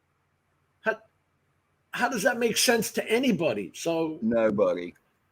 Well, even DeSantis is going to send them back to Washington, D.C. Well, DeSantis was threatening to send the illegals that were dumped here in or just north of me in Jacksonville, Florida. He was threatening, you do that again, I'm going to send them up to Delaware where you live. Yep. And he should. This is not a sanctuary city or a sanctuary state. We had enough with the Cubans in the 80s. Tent City down in Miami. I mean, yeah, it's ridiculous. And, that's why I got heated on Matt's live yesterday, because I don't remember who was it that said it, but they said that DeSantis was an idiot. I said, how is DeSantis a fucking idiot? Yeah. I was like, he literally is one of the few politicians that understands that he works for us, not the other way around. And 2, he's protecting us from all this big government intervention. Yep. Every time they try to put some bullshit rule here, he steps in front of it and blocks it. Oh, that was a Canadian. That was Gary from Brant Ariel. Yeah, Brent Ariels, yeah. They don't live under the same kind of auspices we do. I mean, this is insanity, what we go through. But yeah, DeSantis is one of the few politicians that understands how the government's supposed to work by the Every 4 years, we elect a new idiot, and that idiot has to try and undo what the other idiot did for the last 4 to 8 years. You know what I mean? So by the time one president gets in and sets all these things into place, they're never in place until after he's gone. I mean, DeSantis's whole thing is, my people will live free, do what they want, and you're not going to step on their rights. How can he be an idiot for that? Yeah. And then Brent Ariel's reply was, and I didn't get a chance to reply to him because Matt ended the stream. He said, well, how is he going to fine a restaurant for not letting people in that aren't vaxxed, I think is what he said. And I said, well, it's none of the restaurants fucking you're selling that short. You're selling that short. When this all first started, all restaurants closed. My stepdaughter lost her job because COVID. But it's none of the restaurants. It's not their responsibility to know what my medical records are. It's whatever happened to the Health Information Privacy and Protection Act. You have no right to know whether I got a vaccination or not. Exactly. No business. I don't care if they're private or if they're government. They don't have a right to ask me at the door what my medical records are. It's none of their damn business. Anybody ever told you to get the flu shot for the past 30, 50 years? Well, you're only 30, so let's say 30 years. Has anybody forced you to get the flu shot every year? No. Never had one. I'm not getting jabbed for the flu or anything else. Listen, this thing sticks to your DNA. I don't want to see the next generation. And you're sure as shit not jabbing my 13-year-old granddaughter. No way in hell. Look at what Plummet FPV said. I'm fully vaccinated. I'm sitting here with COVID right now. And like I said last night, I'm not anti-vax. I'm anti you telling me what the hell to do. Yes. I'm an Yeah, American. no, I'm Fuck with that. you. Freedom. Okay. Of But I'll choice. tell you this, Justin. I firmly believe in natural immunity, and the government keeps telling you, or at least that Fauci jackass keep telling you, trust the science. It's funny how his science has changed so much over the course of the last 18, 20 months or whatever. Oh, you don't have to wear a mask once you're vaccinated. Oh, you need to wear 2 masks, whatever. Now If you children go down to back, 5 years old need to be vaccinated. Screw Ed, that. if you go back to the original SARS virus and bird flu, 2001 to 2004, you'll see that guys like Fauci and all that were patenting cures. Okay, people don't research shit. That's the problem. They'll research a drone till hell freezes over before they buy it, but they won't research what a fucking paper mask will and won't do. It was Yeah. only made so your spit doesn't go into the patient when you're having surgery on them. That's all it was made for the doctor's spit not to go into the wound while doing surgery. Not meant to be any kind of barrier for anything, especially something the size of an atom, a nanometer. And like I said, I don't know if Ed wanted to go tomorrow and get the vaccination, I wouldn't say shit to him. That's his choice. That's your, But don't yeah, tell you're me right. I have to go get it. That's my whole thing. Like I said, I don't care if somebody goes and gets it because that's their own personal choice. I have Just don't tell a me. family member who has gotten the vaccination and nothing has happened to them. They're fine. They got the Johnson and Johnson and they're fine. But I refuse to get it. My health is not perfect. I'm not going to let you play with it. Yeah, FJB. I love that. I love when that came out from that racetrack and that announcer was taking Oh, that was fun. the fuck Joe Biden and saying, "Look, they're cheering for you." Let's go, Let's Brandon. go, Brandon. Yeah. Oh, do you know what was hilarious is when DeSantis signed the anti-mandate Mike. laws a What? few days ago? He did it in Brandon, Florida. Oh, he did? Yeah, and then the media asked him, they said, well, why did you pick Brandon? And he looked at the camera and just started giggling. And you knew why he picked Brandon, Florida. It was because of the name. Guys like Mike McMichael, all right, they'll fight and die for your right to have a choice. Okay? That's what it's all about. In this country, anyway. We don't have prime ministers that stick around for 20 years. We've got 4-year figureheads called presidents. 8 years max, yeah. Who get outdone by senators who have been there way too damn long. Their whole job has been nothing but senator. How about you go out and let me see you go dig a farm field, you know? Do some actual work in your life. We let too many with silver spoons become leaders because we don't care. Do you know what the community that is? That's Let's Go Brandon, Fuck Joe Biden. Yeah, man. I did not know that. I had to put that up. I did not know that. I love that. And that self-started. That self-started. Yeah, that's like Ali said, he's not even allowed to go anywhere with Max. What did he say? We are not allowed to go anywhere without our masks and vaccines. That's why I love being in Florida, because we can do whatever we want. We can go where we want. Nobody's allowed to tell us we have to wear a mask. They can't ask us for vaccine cards. They're not allowed to ask us anything. You know what I got a problem with, Justin? A bunch of friends from Long Island who I went to high school with, they're retiring now, and they're all going to want to come down. They're talking about coming down to Florida. And I'm like, in our private Facebook group, I'm like, leave your New York fucking thoughts there. When you get to Florida, assimilate. You know, you're not a New Yorker anymore. Knock that crap off. I came here to get away from that. Well, it's like I told you. I told my neighbor across the street. That they just moved down here, and they're more right than they are anything.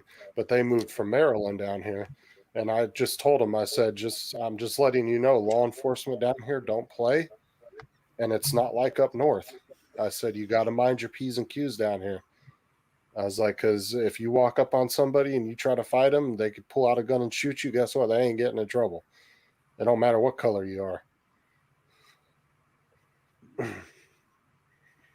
Down here, And you have the right to protect your property. I've got 4 signs that say no trespassing.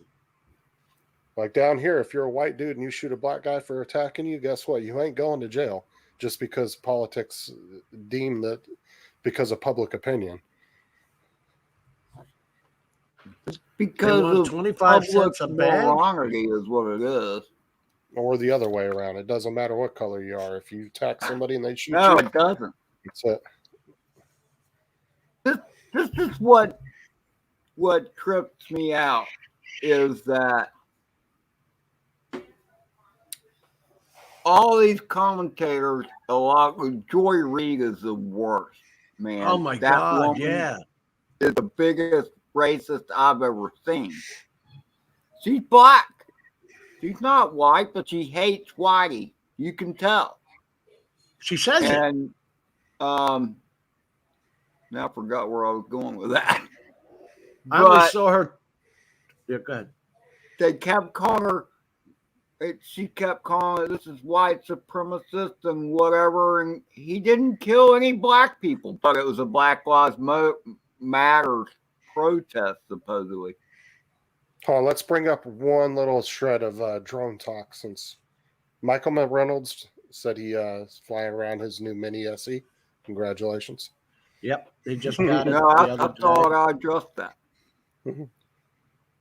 And that's very cool.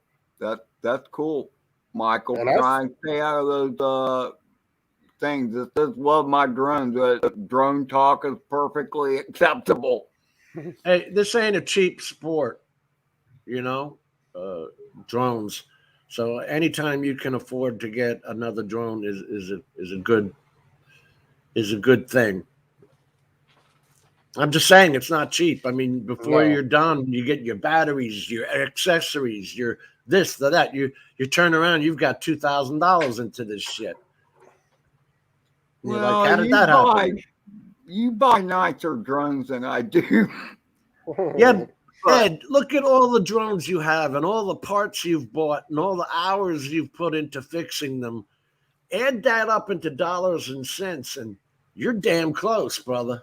I mean, well, now that could be, but that's been over a number of years too, I mean, have you seen Ed fly? He overhauls his drone after every flight.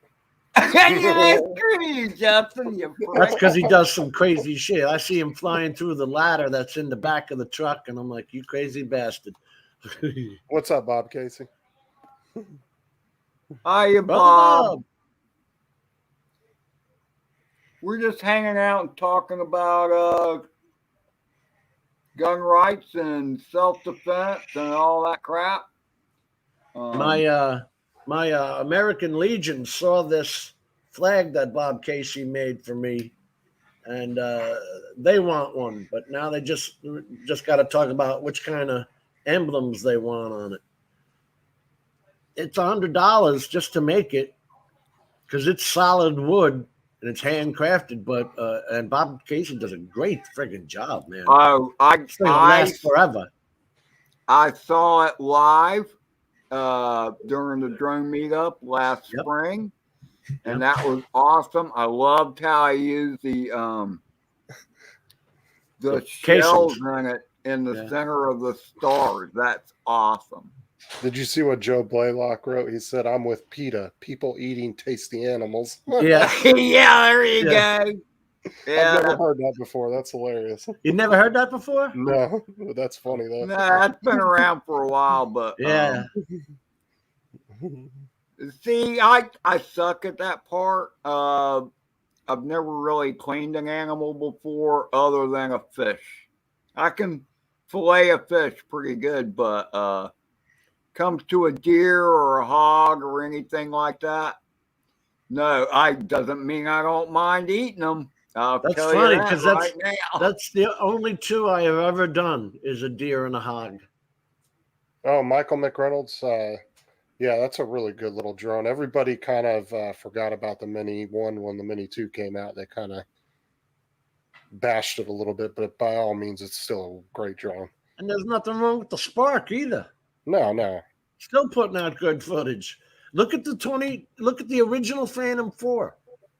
They're still using that camera in the Skydio 2 6 years later. So DJI did something right. You know? Well, I mean, here's the thing. I mean, with the Spark, okay. So I really wanted a Spark for a while, and I'm like, oh, cool. That's a cool bird. It does good, and I hear it tough as nails. Which one is that? This is the Mini 1, Michael. And then the Air 2, obviously. I got that. And then I also have the Mini 2, but I crashed. What's the difference between the Mini 1 and the Mini 2? The Mini 2 has, obviously, it's 4K, not 2.7 like the Mini 1. It has a greater pitch, so it can handle higher winds, and it also has a little bit more powerful motors. And the body's built a little better because you can see how on the Mini 1 the arms flex. Oh, yeah. You On the did Mini show me 2, that. yeah, on the Mini 2, you can't flex the arms at all. I was amazed when you showed me that. That's true. But it's definitely still a great drone. Matt loves his Spark. I mean, he made a new video the other day using his Spark. And what he does is when he renders it or edits it, he's editing it, even though it's 1080p, he's editing it in 4K. Mm-hmm. So when when YouTube does their compression crap to it, it's still coming out good on YouTube. Oh, yeah. I forgot about that too, Tim Jackson. You're right. Mini 1's Wi-Fi. Mini 2 has OcuSync 2.0.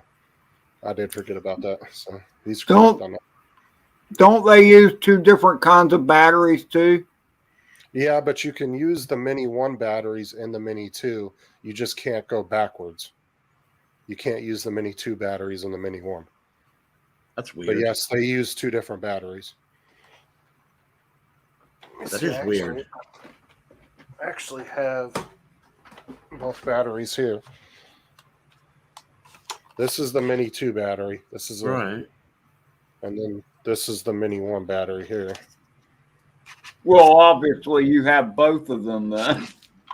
So is that Mini 1 battery a little smaller? I can't remember, honestly. I wonder why. Let me see. It is.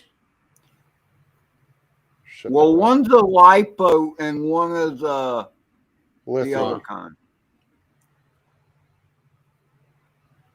The polymer. I can't fucking. One's a 20. The Mini 2 is a 2250, and this one is a 2400. But this one's also heavier too. So you will actually, if you use this in the Mini 2, it actually takes the weight up. So, but one's lipo and the other one's that other kind of. It's still lithium. It's lithium ion versus the polymer. Yeah. Lithium polymer. Yeah. The polymer is heavier. It's a heavier battery.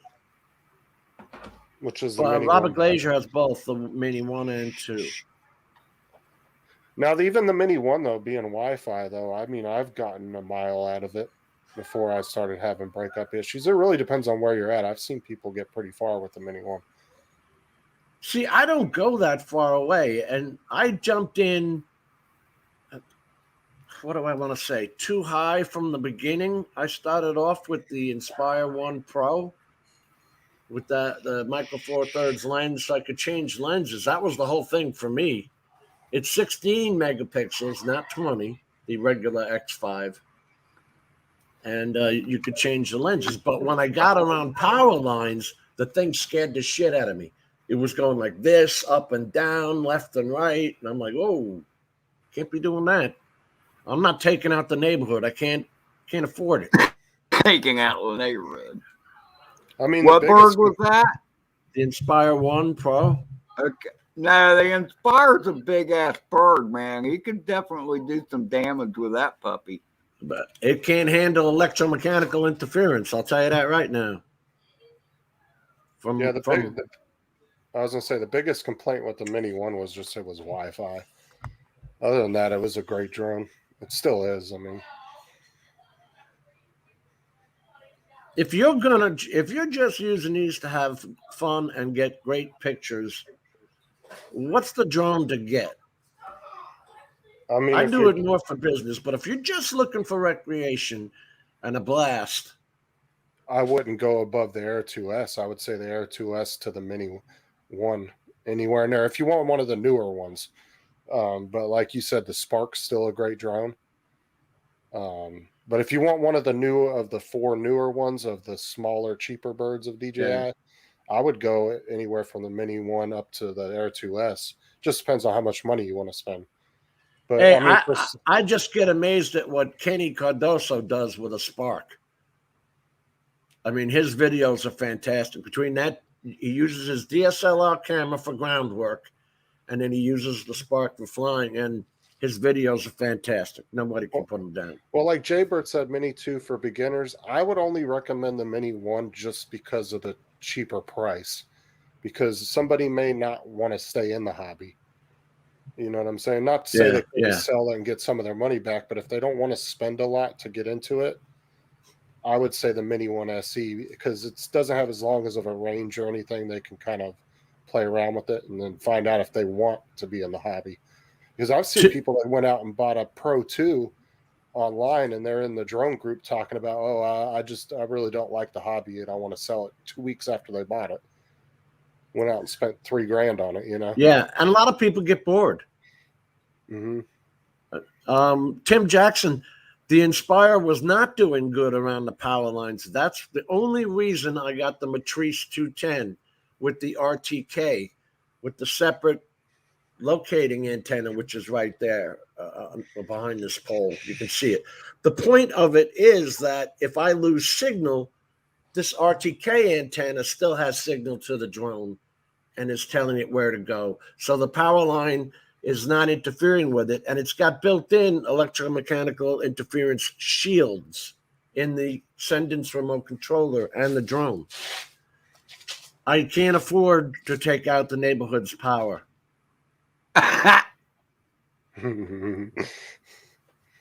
Just upload a new video called the long-haired piano playing drone.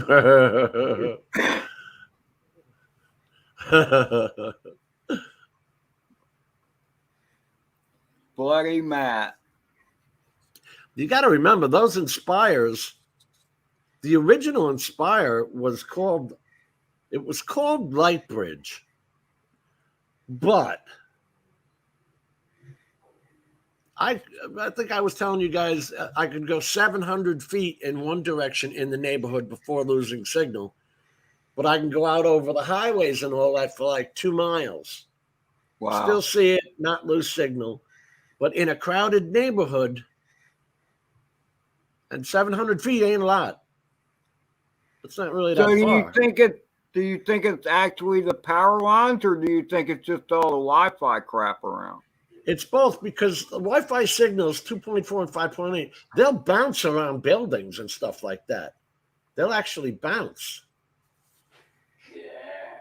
But 900 megahertz, which I have for the RTK, DJI also did away with because of the U.S. government doesn't want you using 900 megahertz because it's a long distance signal. It can pretty much go forever. Like if you look at the version 2 of the Matrice 210, it's using RTK 2.5 and 5.8, 2.4 and 5.8. Not using 900 megahertz anymore.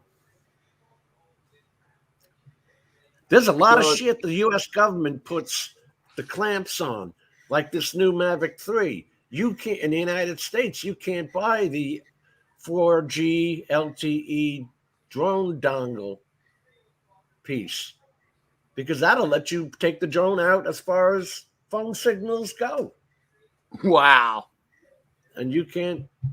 Yeah, US government. it's like how Dustin Dunhill does with the Parrot Disco. Yep. He runs it off the 4G LTE. That's how he's able to fly it for fucking 25 miles.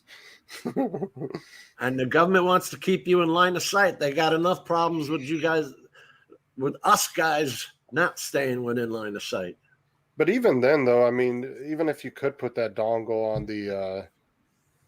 on the 3, it would still limit you because it really only has about a 40-minute battery life, 35 give or take, because it's always a 5 to 7 minute difference from what DJI says. Yeah, a half hour in the air is a long friggin' time. But you got to go all the way out and have enough battery to come back. So it might give you a really good signal to be able to go out to the farthest radius, but you're only going to be able to still go out so far. Like those Paradiscos, they can go for miles and miles on the same battery. But also remember, with a DJI drone, if it's fighting the wind and the motors start to overheat, on your screen you will see a yellow, I don't want to call it a sign. What is it? It's a yellow warning that says propulsion limited. That means that it's working too hard to get back to you. So bring it down if you can. Sometimes you can't. Well, honestly, the motors I've seen, they can also get overworked by getting a headwind and going too fast. Look, a lot of what you just mentioned, Jim, is not so different when you go out for a canoe or a kayak ride. You don't ever paddle downstream when you first put out. You know, you want to paddle upstream so that you get a free ride on the way back. Right. It's the same with the drone. If it has to work too hard to come back, it's burning the shit out of the battery. And then all of a sudden, DJI, it pops up with propulsion limited, which slows down the motors. I don't know what to tell you. It's happened to me a million times. We always have a east or west to east wind by me. Yeah. Off the Atlantic Ocean going west to east? Really? East to west. Atlantic over to Pacific. Yeah. Once the sea breeze kicks in, it's east to west. Absolutely. Yeah. Well, see, like Joe Blaylock said, I used to get the motor overheat warning on my Mavic Air, but not on the Mini 2. See? I could show you my air data. Propulsion limited. Well, you can't help it because you got to get it home. Right. You know? But you definitely have to drop it. But you know, if you're 2 miles out and you drop that drone too low, then you're going to lose the signal. Listen, I see these guys saying, "Oh, no big deal. I fly my drone in 40-mile-an-hour winds and all that." All right. Try that when you're doing hurricane inspections and you got to bring that drone home. Okay, it's going to sit there and not move as the propulsion limited comes on and the wind keeps coming at it and all that. I've been through that shit. It's scary, especially as you get more and more money into these things. Oh yeah, absolutely, Jim. The kind of bird you fly are way out of my ballpark. Let's just put it that way. And I got it out of necessity. I didn't get because I wanted to make money. Yeah, but now the market's getting so flooded, though. The prices of what you. Well, I don't touch real estate. I don't touch. You guys can do your real estate for $50 all you want. I will never bother you. I only do. That's what I'm saying, though. But it's getting so the market's going to get so flooded here in the next couple of years that where you used to make $120 an hour, you might only be able to get $40 an hour. They're buying their own drones. Yeah, and then there's also that too. That was my next point I was going to bring up is a lot of companies now are buying their own drones and they get those autonomous ones like you were talking that come out of the case, they do their thing, and then they come back down and land until you don't even really need a pilot. Yep. It does the solar field, opens up, goes up, inspects the solar field, sends the information over to Florida Power and Light, goes back down, closes up till next month. And the more, the computers get smarter, they start putting AI into these things, they're never going to need a pilot anymore. You're going to have maybe one engineer or one person that's manning 20 different drones and keeping the maintenance up on them. I've been doing photogrammetry and 3D meshing and all that since 2016, before Drone Deploy, Pix4D, all this shit ever came out. And there's always been a program out there. It's called QGCS, Quantum Graphics. All you got to do is read.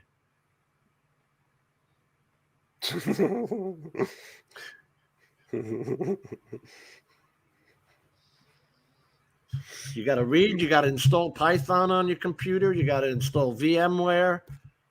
And you got to have a computer that can do the calculations.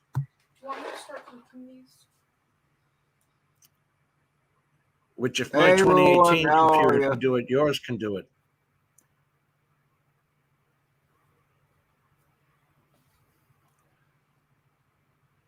But it's like everything else. You'll get 50 no's before you get one yes.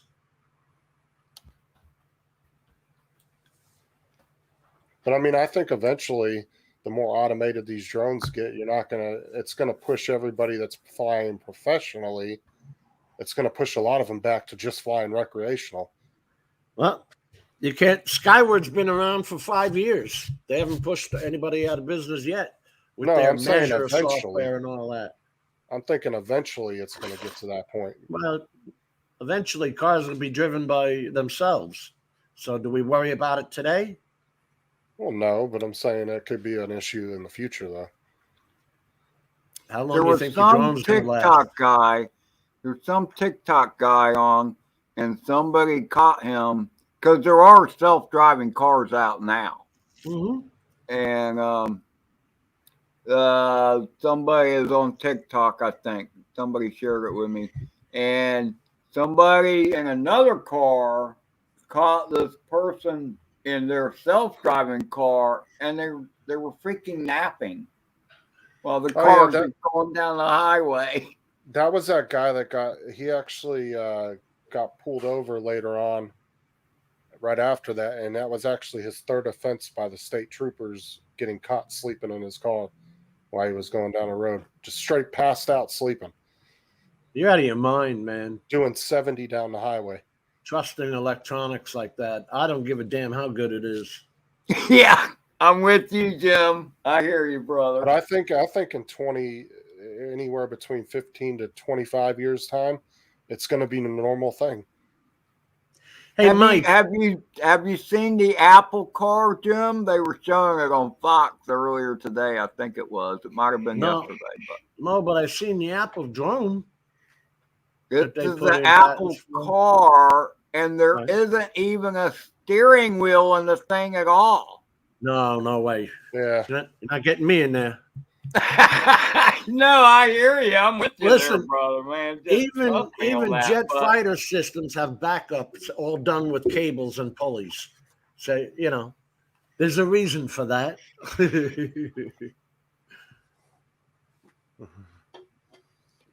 Yeah, you're right, Joe. You do kind of trust the elevator.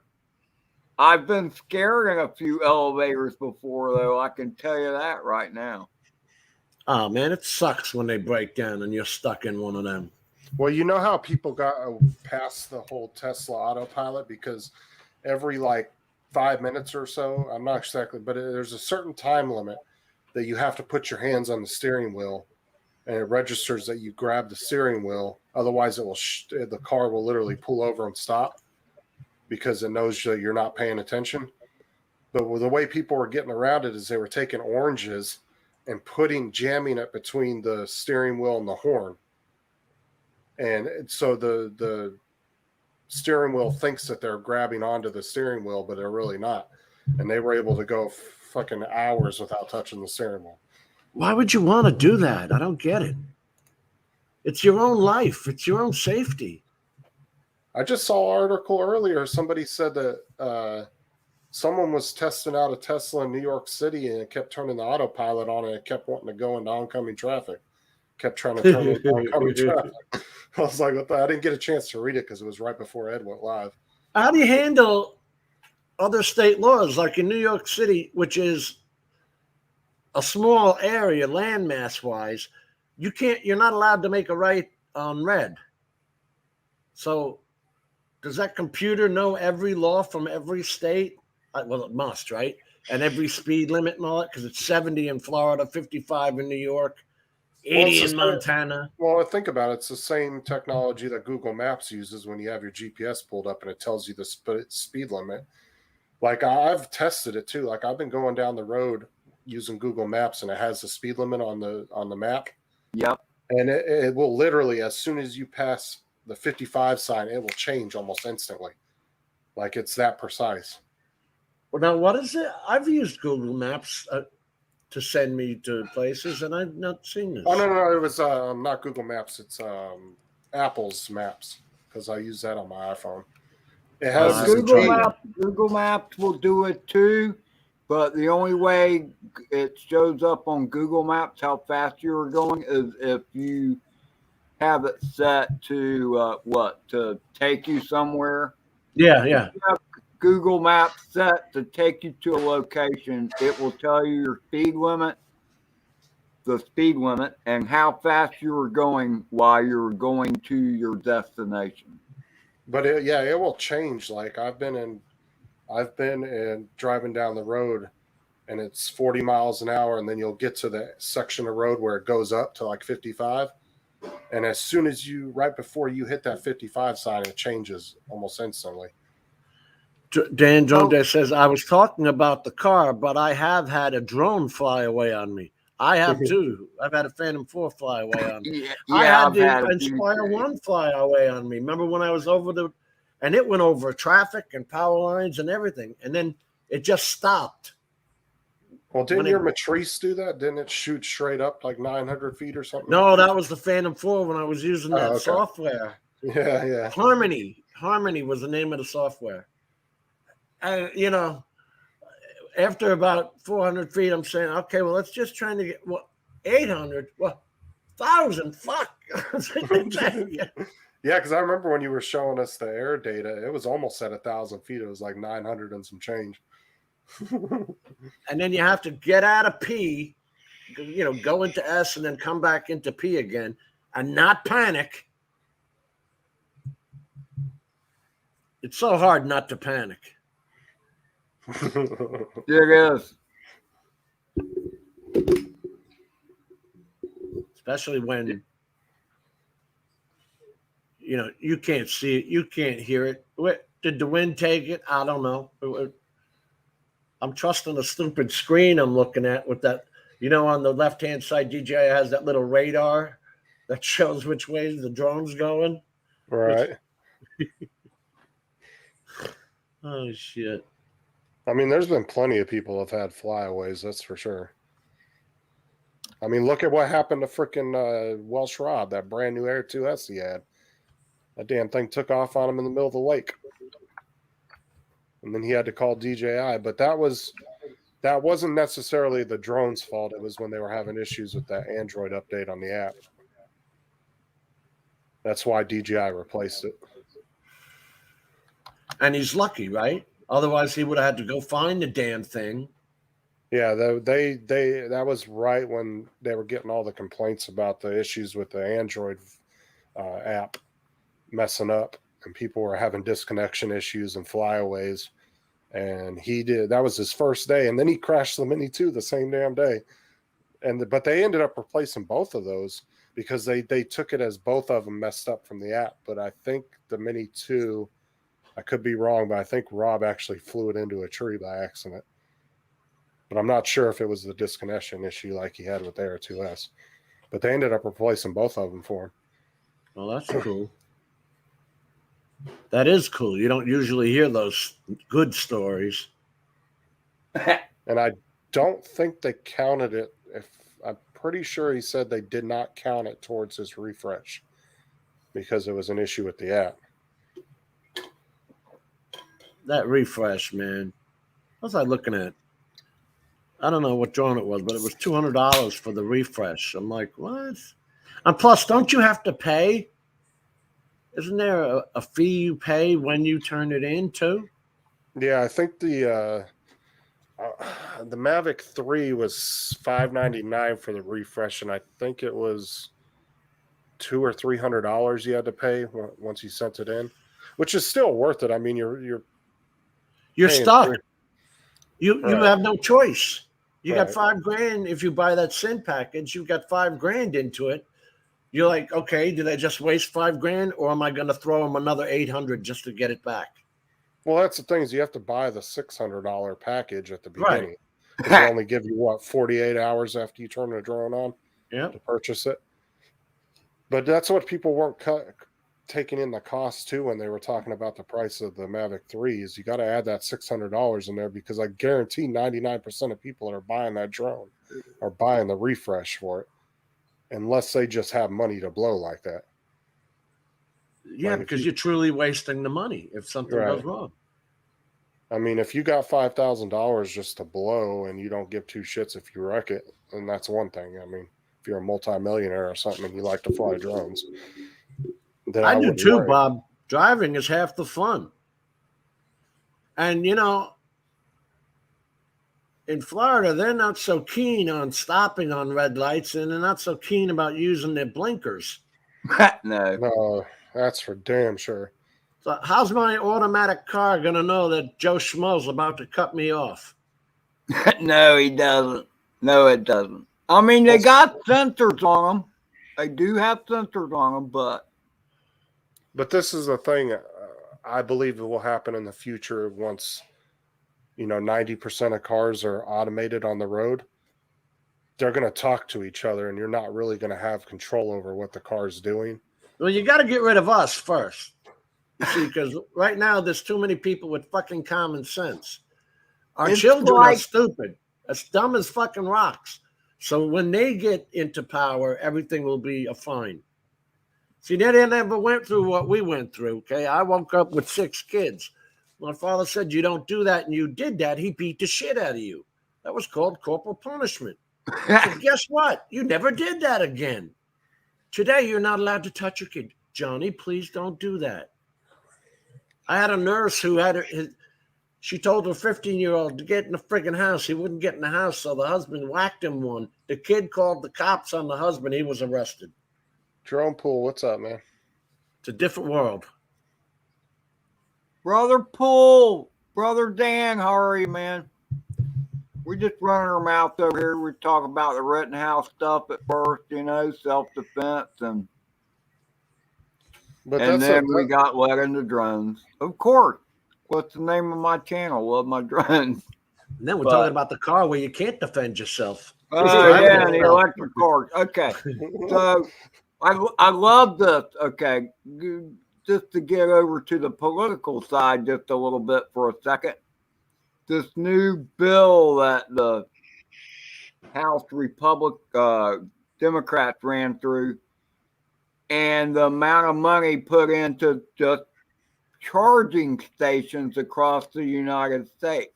And then freaking Joe Biden goes out and drives, what is it? It's I think it's a Hummer. Yeah, the electric Hummer. I saw him driving. Yeah. So, okay, first of all, it was pretty cool. I mean, the electric cars are cool. I think that's cool. I mean, I think they should be hybrids to where you can put a little gas in them too, in case your battery takes a crap. Dies. Yeah.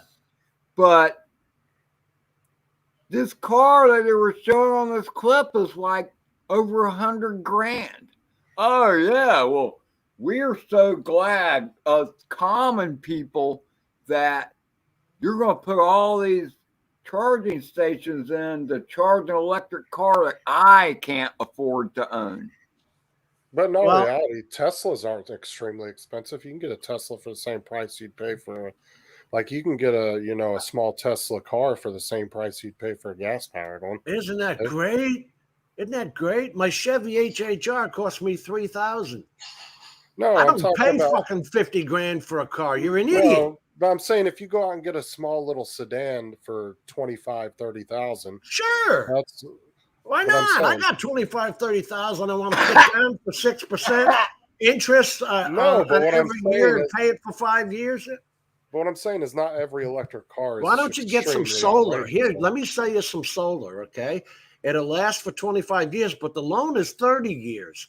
So even when it's broken, you still got to pay. Oh yeah, solar, that's a whole scam in itself, that's for sure. I'm funny that way. I won't pay more than $5,000 for a car. Not happening. It's something to get me from place A to place B.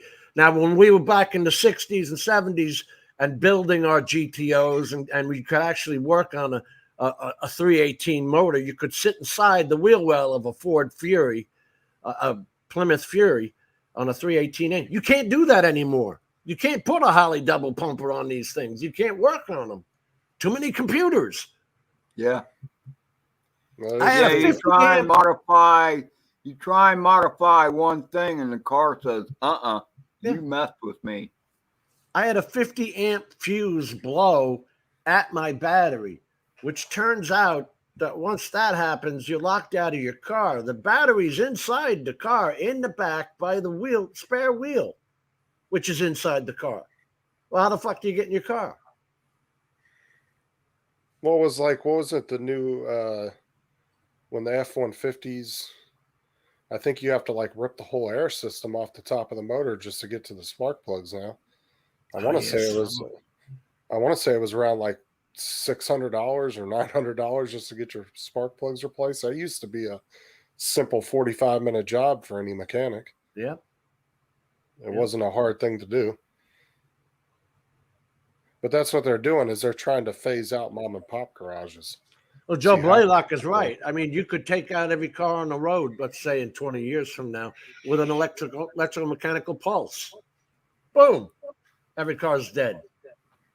The only cars that are still going to be alive are those with a regular battery and a distributor with points. You know, to fire the spark. The latest you can go is up to like 1998, 1999. Even when I bought my Harley in 2004, that's when they started pushing the electronic ignitions on them.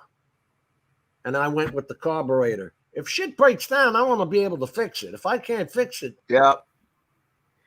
I'm not buying it. I'm not paying heavy for it. Ed, I got to jump off here. I got to go get dinner made for these kids. Okay. That's cool. I've been here about long enough. I don't know how you're doing, Jim. It's been an interesting conversation. Unless somebody else wants to come in, whatever. But I appreciate you being here, Justin. Yeah. No problem. What's for dinner? I'm doing shrimp Alfredo. Oh, That's that cool. sounds interesting. Yeah, it sounds good. But I will see you guys. Now I'm hungry. I'll see you Tuesday, right, Jim? Yep. All right, later, man. All right, buddy. Take care. I'll see you guys later. So bye, everybody in the chat. See ya. You know, All right, so how you doing, Jim? a lot of people don't know that Justin's actually a good guy. Why would anybody think anything otherwise? Because he's quiet. Remember when we met him at the meetup? He was very, like, kind of shy and staying in the background. That's why I made a point of introducing every damn person that was at the meetup. It turns out, and I didn't even know this, that he bought all those gifts to give away for that. He even bought the tickets that we all got. Crazy. Poor bastard didn't get any of the credit, but I didn't know that till last Tuesday when he told me when we were off air. And he wouldn't say it himself. He's too nice. Is, I didn't really even know Justin until the meetup. Yep. But it wasn't even right then because it was after somebody shared a video and I realized I can't remember who he was sitting with. He was sitting with a couple other derelicts. Let's see. I was sitting with, he was with Drone Worship. He was sitting at the same table as Drone Worship. Oh, and dinner? Justin was throwing pieces of napkin at me, you know, Yeah, and stuff. yeah. Somebody made a video of that. It was pretty funny. But I didn't know who he was. I mean, and I got introduced to a lot of people, and I stuck at names. And yes, Justin is a very funny guy, Tim Jackson. And I love the little shorts he's been doing. He does. The shorts are awesome. He's So, crazy. yeah, and I mean, creative as shit. Bob, I didn't know that either, man. He told me last Tuesday after we went off the air. Now, this is almost a year. Well, not April will be a year later, but actually it was March 20th, wasn't it? But all this time he had kept quiet about that. He bought the Firehouse Arc 5 lights he was giving away, and all this other stuff. Amazing. It's just so some where people. was that at? Right, exactly. Because it wasn't really, that was at the drone meetup. Stuff was given away, but not everybody came together because not everybody knew it. We'll talk about that quietly. That's got nothing to do with the world. Yeah, Stevie, Capture Life Connection, brought a bunch of his own T-shirts, face masks, and tote bags and gave them away to people. And, you know, it was just we're a great group of guys. That's all I can say. It's some really down to earth people. You know what's funny, Jim, is okay. Like I've known about a lot of the people that I met in Florida, Central Florida. People keep calling it the South Florida Drone Meetup. That's not South Florida. That's Central Florida. It's Central Florida, yeah. But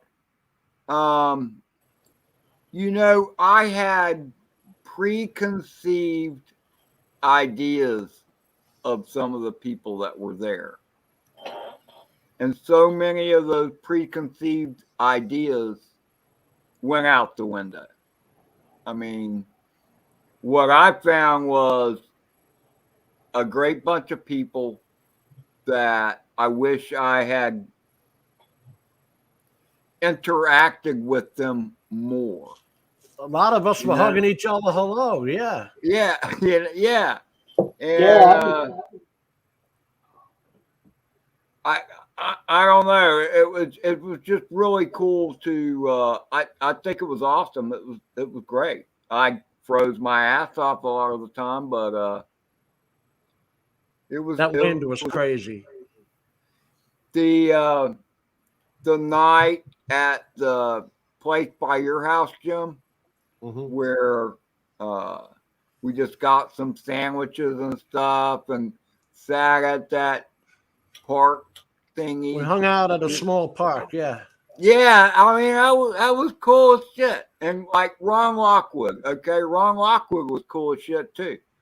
And I always thought of Ron as being kind of stuffy or whatever, you know.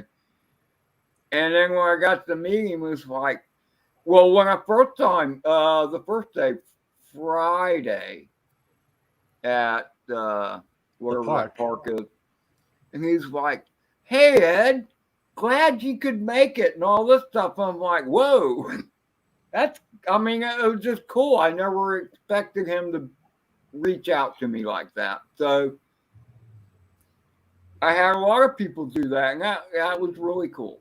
So a lot of us are stuck in our own places, you know, and don't have a lot of. I don't have people to fly with around here. I don't know anybody who flies. Me either. So when we get together like this, it's like, you know, it's great to meet you, man. Even though I tell you what, I didn't fly a damn thing on that Saturday because it was so windy. And 3 or 4 guys went up, and I figured, well, I'm not taking them out if my drone goes up. You know what I mean?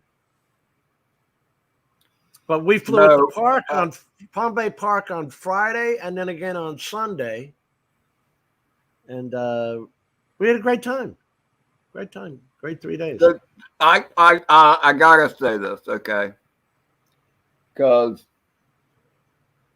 I've made fun of DJI over the years, and I'm more of an FPV guy than anything. But on that causeway, with the wind blowing the way it was, and the guys that went up with DJI products, I was impressed. I was truly impressed. I was very impressed.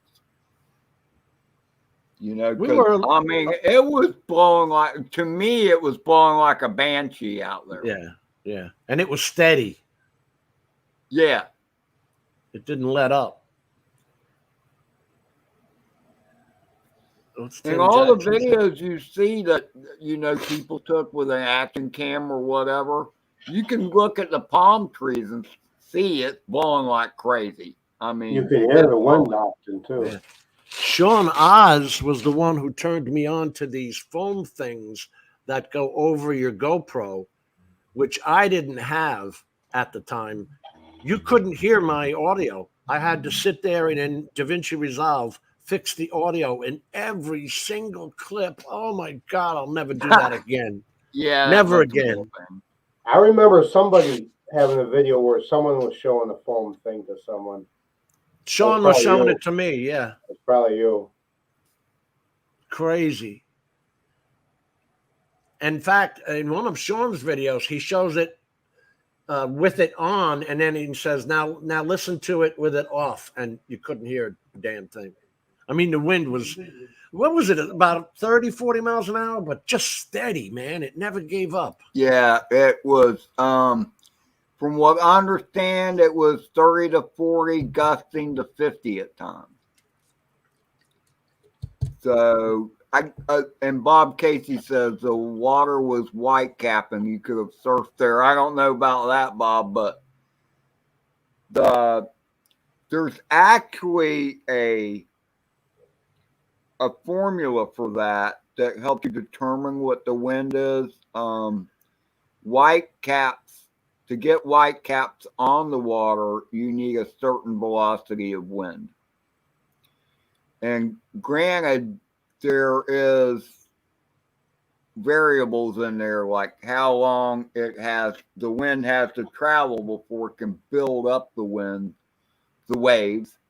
But where we were at, the wind was coming directly, well, I mean, it seemed like north to me, was coming out of the north towards the south, and it was straight Indian River, straight up, where it had the waves had plenty of time to build up, so to speak. Right. And see, I'm a sailor from way back. I had a Hobie Cat, for years, and I know all about the wind, even before I ever started flying drones, and so I kind of know how to judge the weather. I did not judge the cold very well that last April, I will tell you that. Yeah, and the rest of us, I had a sweatshirt on, but the rest of us didn't realize it. I didn't know what you came down with or what you didn't come down with. I mean, shit, I could have given you a jacket in 5 seconds. I could have ran home and got you a jacket, But this was our first meetup. We didn't want to say anything to each other. You know what I mean? I came down. Okay, I packed a bag. I had some clothes in it, and I came down with the one pair of long pants that I had. All the other clothes I've packed were short. It's Florida, yeah. Yeah, I know. That's what I was expecting. I got shorts on right now. Down there, it's freaking warmer up here in St. Augustine than it was down there where we were at. It was odd. It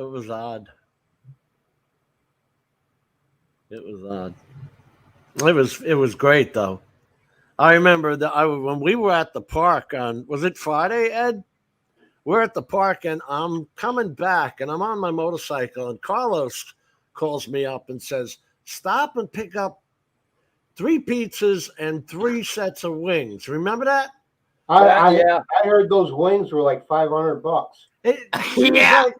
She's like, okay, that'll be $187. I'm like, what?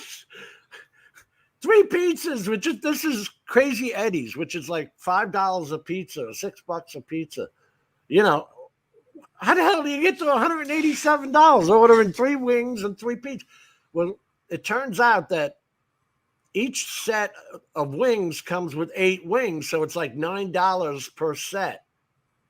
Anyway, I don't know how he got up to $187, but I think it's on the video, isn't it? There is a there video is a with that video in of there. And look, Jim, it's funny as hell because I was right there and I heard the conversation as Carlos is talking on his phone because I'm like within 5 feet of him and he was like freaking out, you know, it's like, what? I've got the phone out like this to the girl at the pizza counter. I'm holding it out, and Carlos is ordering with her. I'm just holding the phone out with my credit card, you know. And she goes, $187. We both about shit our pants. Like, what the hell is it? What's in that pizza? He had Mad Kiwi, your buddy there, is in the chat. That's Good day, Craig from Matt Kiwi. Buddy Craig. Craig from New No, Zealand. I listen, Jim. Like I said, I was right there, and I was hearing Carlos's conversation while he was on, you know, and he was like freaking the hell out. It was hilarious. It was funny. It was funny. And it wasn't caught as well as it could have been, but who knew that was going to happen either? And I'm sitting there ready to pay it, but I don't understand why. You know what I mean? Why is it so much? Until she starts explaining about the wings. They come in batches of 8. I had no idea. I think you wind up paying for each wing like $1 a wing or some shit. It's crazy what wings cost. Didn't they used to be like $0.25? I remember for like $10 at the bar, you get like a great big plateful that would feed like 4 people. Yeah. 4 drunk people. Yeah. Nothing like a drunk eating wings. Oh, you plow through them, right? But you know what, Jim? The coolest thing about that meetup is, and I told my boss because I had late notice because I didn't know Mike was gonna swing by and pick me up until the night before, and or the day before, and so I mean I went by I worked late that day. And because it was late, I swung by my boss's house. I can't remember for whatever reason. I'm like, look, man, I can't come in tomorrow. He's like, what? I'm like, no, man, I've got somebody's going to pick me up. It's a, what's the word? What is the word? Bucket list. It's a bucket list thing. Okay. I've got to go. I've never been to a drone meetup before, ever. And here was the perfect opportunity. I'm like, dude, I'm sorry. I just got to go. And he's like, Rabbit. he was like, that's cool. Go ahead. Knock yourself out. Hey, Jack Rabbit. The beauty of yeah. it, and the thing I want to do is that it's free. You know? I want to see if we would get us together for a barbecue this year. Because we kind of all went off on our own dinners there. Because I know me and you were together with Carlos and Ron. And in fact, we went on Matt's show from the little park. I remember seeing that. Yeah. You weren't drinking, but you were like yelling and screaming like you were drunk. Yeah. It was fun. Well, I was drinking. Okay. We tried to follow Ed into the bathroom. Yeah. You can't. I was just going to blow my nose. I just messed up, man. You kept trying to catch me in an embarrassing moment. It just That was never close, happened. man. That was close. I don't doubt that for an instant. I really don't but I mean, I just had a great time. Carlos was got like, I got a king size bed, man. You're welcome to share the bed. I'm like, okay, I'm good with the couch. He kept pushing this narrative that I was, what's the word? I think he wanted to catch you in the not the urinal, in the pooper thing there. Whatever you call that. Catch you with your pants down, as it were. Mitch is doing good. He's just not into live streaming these days. From what I've talked to him, taking a break, as it were. Look, hey, Tim. Look, if you have people that have a like interest, find drones, and it doesn't really matter if you're DJI or doing the FPV gig, although the two kind of mix together these days. But I highly recommend it. It's cool for fellow flyers to get together. And that's one of the things I loved about the live fly streams I used to do. Because it could be people from all over the world that could kind of be like flying with you, even though they weren't there. So, Hey, Dan, I ordered one of those chairs off of Amazon the other day. I think it's going to be red. But it's got that head pillow and the pillow for the lumbar support. the YouTube pillow you're talking about? No, the same chair he's in now. Right there. Oh, me? Oh, Bob. But Yeah. it's red. Yeah, that's the same one that Mike at Night Train had. And you got the little pillow for the lumbar support too? Yeah. Yep. But what'd you say you are? 240? 220. 220? I don't know. I hear a lot of noises. I mean, this is only like $150 or something. That's what mine was, yeah. On Yeah. Amazon. It's sturdy so far. I've had it for a while, but I mean, I'm like 160. I've had two of these chairs break because these things are put together with rivets, and they just, when you sit down on them, you're not careful. Yeah, on those cheaper ones, man, I broke a couple backs because I like to lean back sometimes, and that'd be like, whoa, that's dangerous. That would be me. Yeah, that's wake your ass up moment right there. And everything. It's got a little footrest. I've used that a couple times, but that was about it. It's got one. Oh, did I get the footrest? I know it was $179, and I had some kind of credit, so I got the thing for $100. Well, I got mine 6 months ago, so it was $159. Thanks, Brandon. I think they've gone up. Oh, I'm sure because of Brandon. Well, yeah. When a trucker has to pay more, you have to pay more. Truckers' gas is. You know that thing they're complaining about, the backup on the boats, the ships. Yeah. Part of that is that there's a California law that older trucks can't drive in California, and that's a big part of the problem. Is that right? Liberal rules. Is that because of emissions?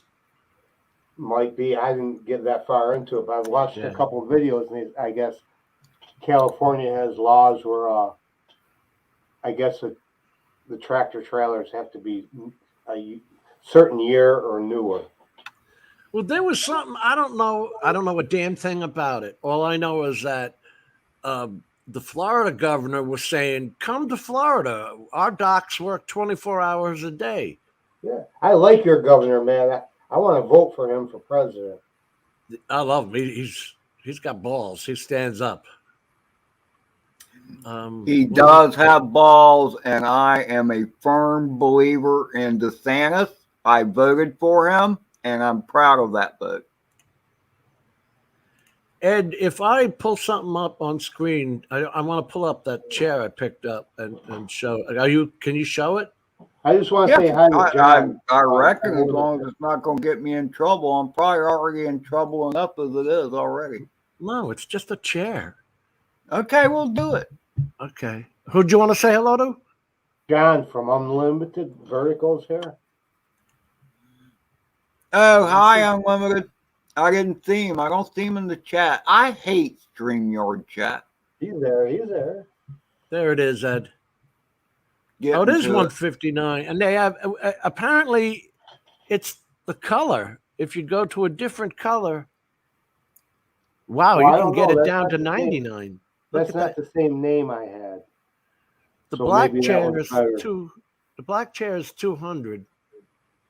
I It got says the red 500 one. pounds. I got this red one right here at 159. 500 pounds big and tall. I Yeah, what I don't like see is that it. the pillow for the back support there. That alone is worth it to me.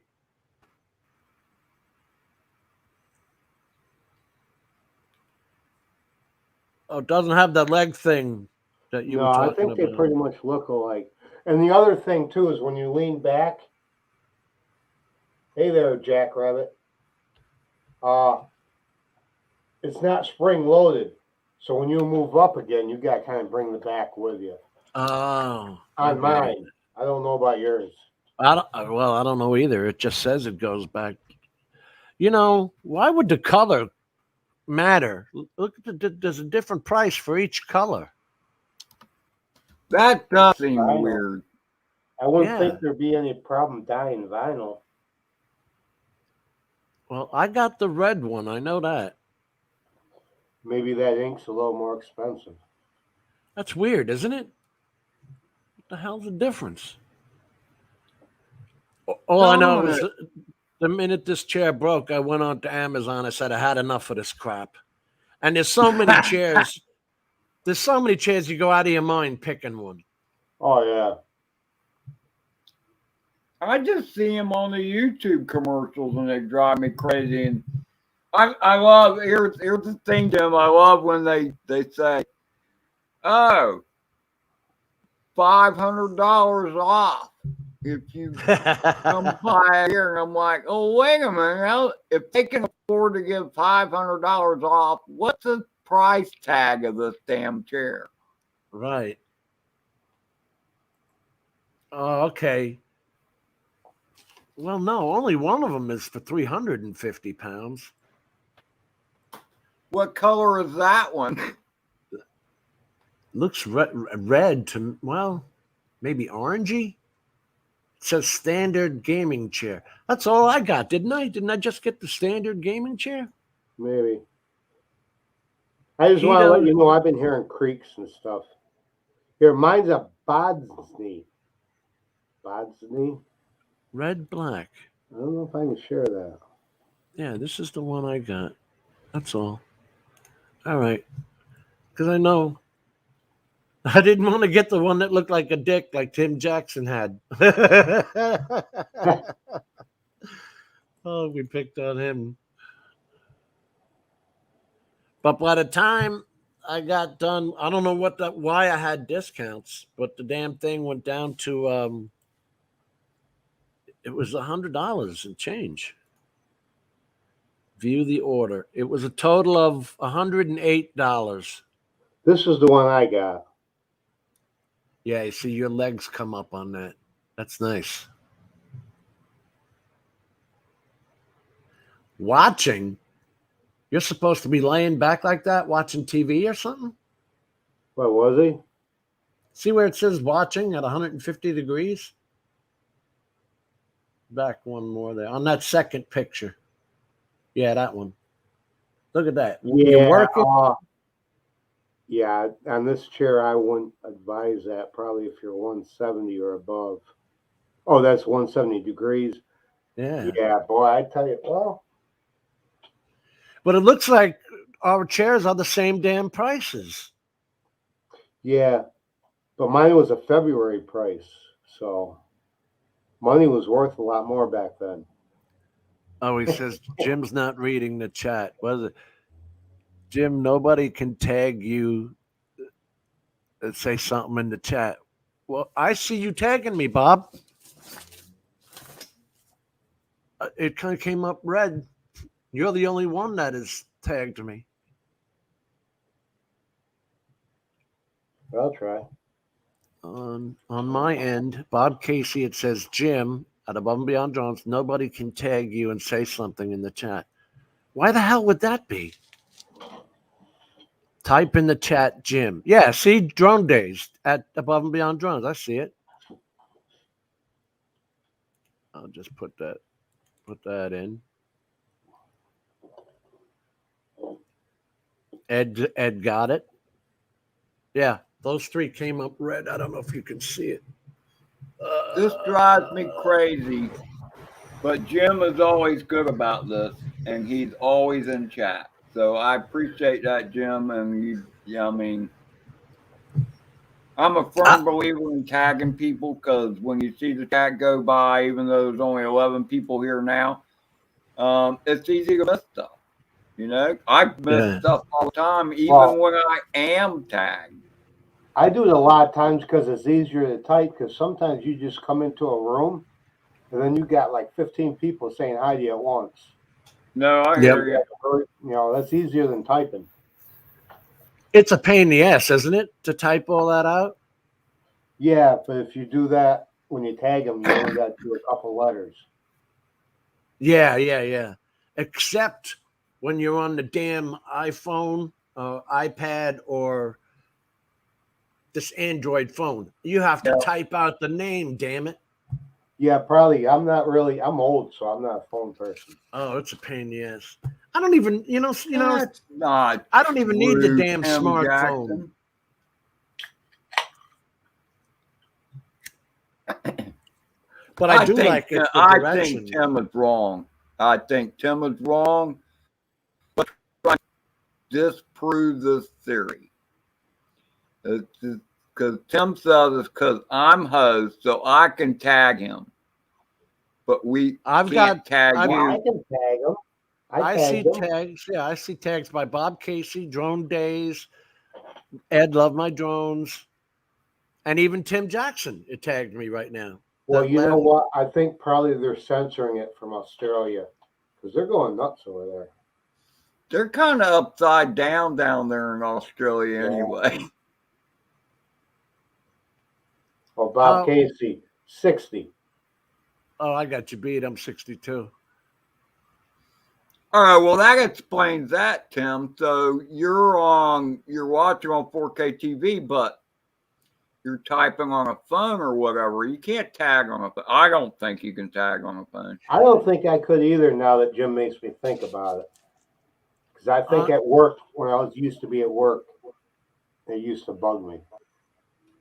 I see it, Tim, where you say see. I do see it. It's coming up in red. And then Bob Casey. But Bob, what are you on? Okay, Bob just mentioned this too. I mean, but Bob, what kind of are you on a computer? I don't know. I only do the tube on a computer. I can't do the phone. If I'm on the phone, I actually have to type out the entire name, and you got to get the name correct. I think I remember that. With the capital letters and all that shit. Yeah, it's a pain. I think I remember. Oh, so me and Bob are the same age. So what it seems like to me, Jim, you said you were born in 59? July 30th, 1959. Okay, so apparently you, Bob Casey, and I are all the same age. When I'm dead, No one will remember the New York Jets ever winning a Super Bowl. I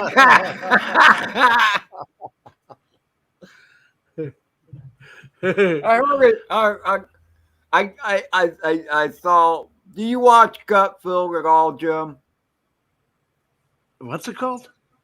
Gutfeld. No. Hey, It's Jim, at least your team it's still on have a Fox name. News. It's on at 11 o'clock at night, which kind of past your bedtime. Not mine.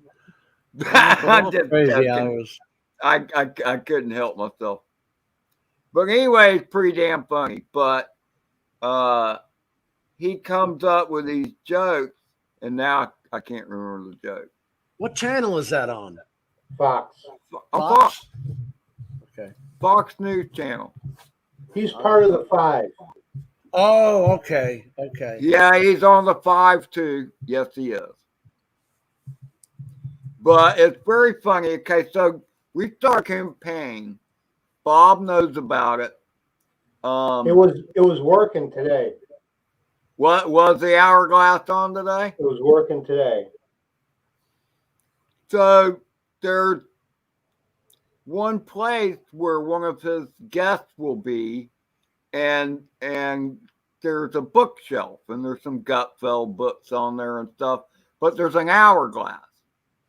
Right. And so I've been watching Gutfeld for a while, but the hourglass was always, empty. It had run out.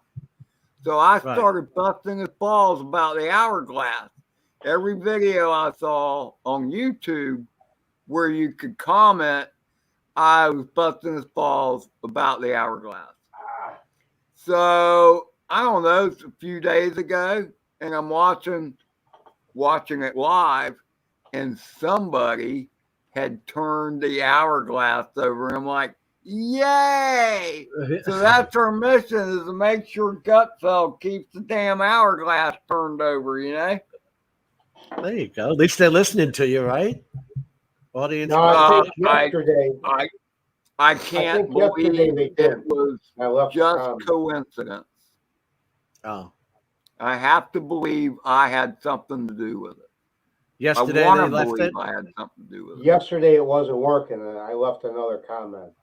They let it run out. That's cool to see how connected your audience is, though, for them, right? I tried to look for Ed in the comments. Yeah.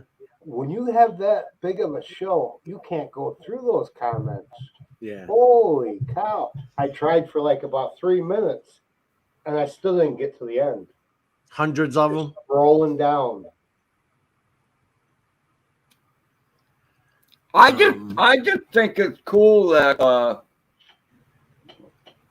they do that. And see, here's my goal. What I'd love to have is for Gutfeld, because he's kind of a comedian. He's serious, and you can tell he's leans to the right.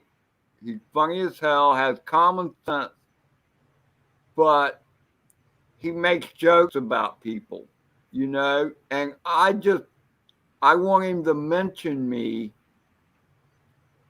and just call me a pain in the ass or something. That's all. That's my goal. Quit bugging me about the damn hourglass, LeBron. That's what Matt and I do. We pick on each other.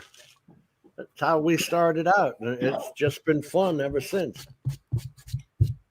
Yeah, the hair color, the mustache color.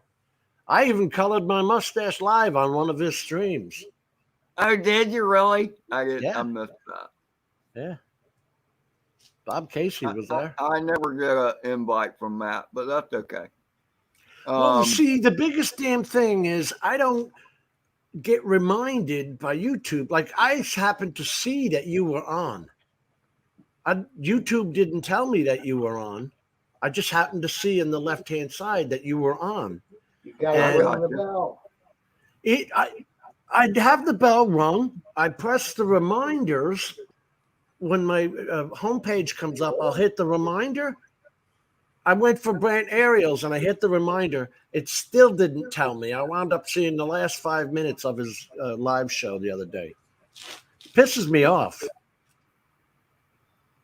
And then I saw in my analytics that it is only, when I go live, it's only telling 150 people. Which 150? I don't know. Oh, I never knew that. I never knew that either. Ted Nugent has some good live streams, does he? But he was always doing that crazy stuff, wasn't he? Shooting off the machine guns on his property. Oh, I don't know. I know he's a good conservative. Yeah. You know, most people have common sense. It's just that we're quiet. We don't bitch like these other groups do. I know they get together. Black Lives Matter. Why doesn't my life matter? You know what I mean? Look, man, this is what's always pissed me off. And I've said You're this always numerous looking for times. I've been saying this ever since this Black Lives Matter stuff came up. And that is, all freaking lives matter. Why are you putting color on it? Yeah, because you're segregating it. Yeah. And it's just like, okay, I firmly go back to MLK. What was his most pivotal thing that he said? And that was, at least to me, that he had a dream that one day people will not see color, but look at the content of your character. And do you know? King? Yeah. Do you know he died in 1968 and was still fighting the same bullshit? Yeah. I'll tell you something else. So listen. Before Obama took over and said he was going to unite people, I think we got along better. Yeah. Ever since 2008, things have gone downhill. I agree with that. And this is what always drove me crazy was, and I think this was Obama's mantra too. He was going to unite everybody. But we did the opposite. Yep. And it's the same thing with Biden. He was supposed to be, let's unite everybody. And Nobody he's been could believe he divisive was as anything shit. but a puppet. What, Bob? No one could believe, even Democrats, they can't believe that Biden was anything but than a puppet. Right. He's just an old guy with a smile, and he's been there for 35 years. I don't know why. I mean, I don't think they thought he had a chance of winning. But Donald Trump didn't speak nicely to us. He was so mean. He had bad tweets. Look, and this is what I say all the time. I'm like, okay, first of all, I voted for Trump in 2016, and I voted for Trump him in was no 2020. different than Ronald Reagan. Okay, they both have the same politics and all that. Look what Trump said: before you can put through one bill, you got to take two away. Ronald Reagan put in the Paperwork Reduction Act. When did Democrats ever do any of that shit? They don't. No, they just spend. talk until they get voted in. Yeah. They spend money. Oh my They God, spend your money. they spend. Remember when we used to worry about the national debt? It would be on the side of the building on Wall Street. When it hit $1 trillion, we were like, oh my God, this guy's writing $5 trillion bills that my kids' can't pay. And then he's trying to tell you it's going to cost zero. Oh, yeah. I just want to know where my printing press is, because I could stand to print some money myself. Why do you think people are going to Ethereum and all that other Bitcoin and shit like that? You know what, Ed? If you need any pointers, just come to me, you know? I know a lot about printing. Do you know who hit me up to buy Bitcoin? Jim? Justin? Dan Bongino. Oh, Dan did? All right. I don't know the first thing about it. Dan Bongino. Do you know who Dan Bongino is? Yeah. So I made a comment on one of his videos, and he actually sent me his cell phone number and said, text me here. And then he went into the Bitcoin thing. I'm like, dude, if you're looking for me to invest in anything, you're looking at the wrong guy. I'm not in position to invest in anything right now, you know. Apparently, you got to have an NFT and then a wallet for any money that you get to go into. I was watching somebody the other day trying to explain it. Here's what you do first, kind of thing.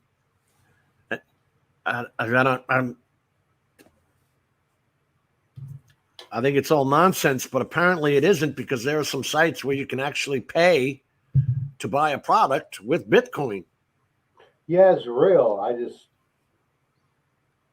I'm older, so I'm not all that into accepting Well, see, things like here, that. Me too. I was kind of thinking, like, should I open up an account and then when I'm dead, my granddaughter might make some money off? I don't know. Well, yeah, no, I hear you.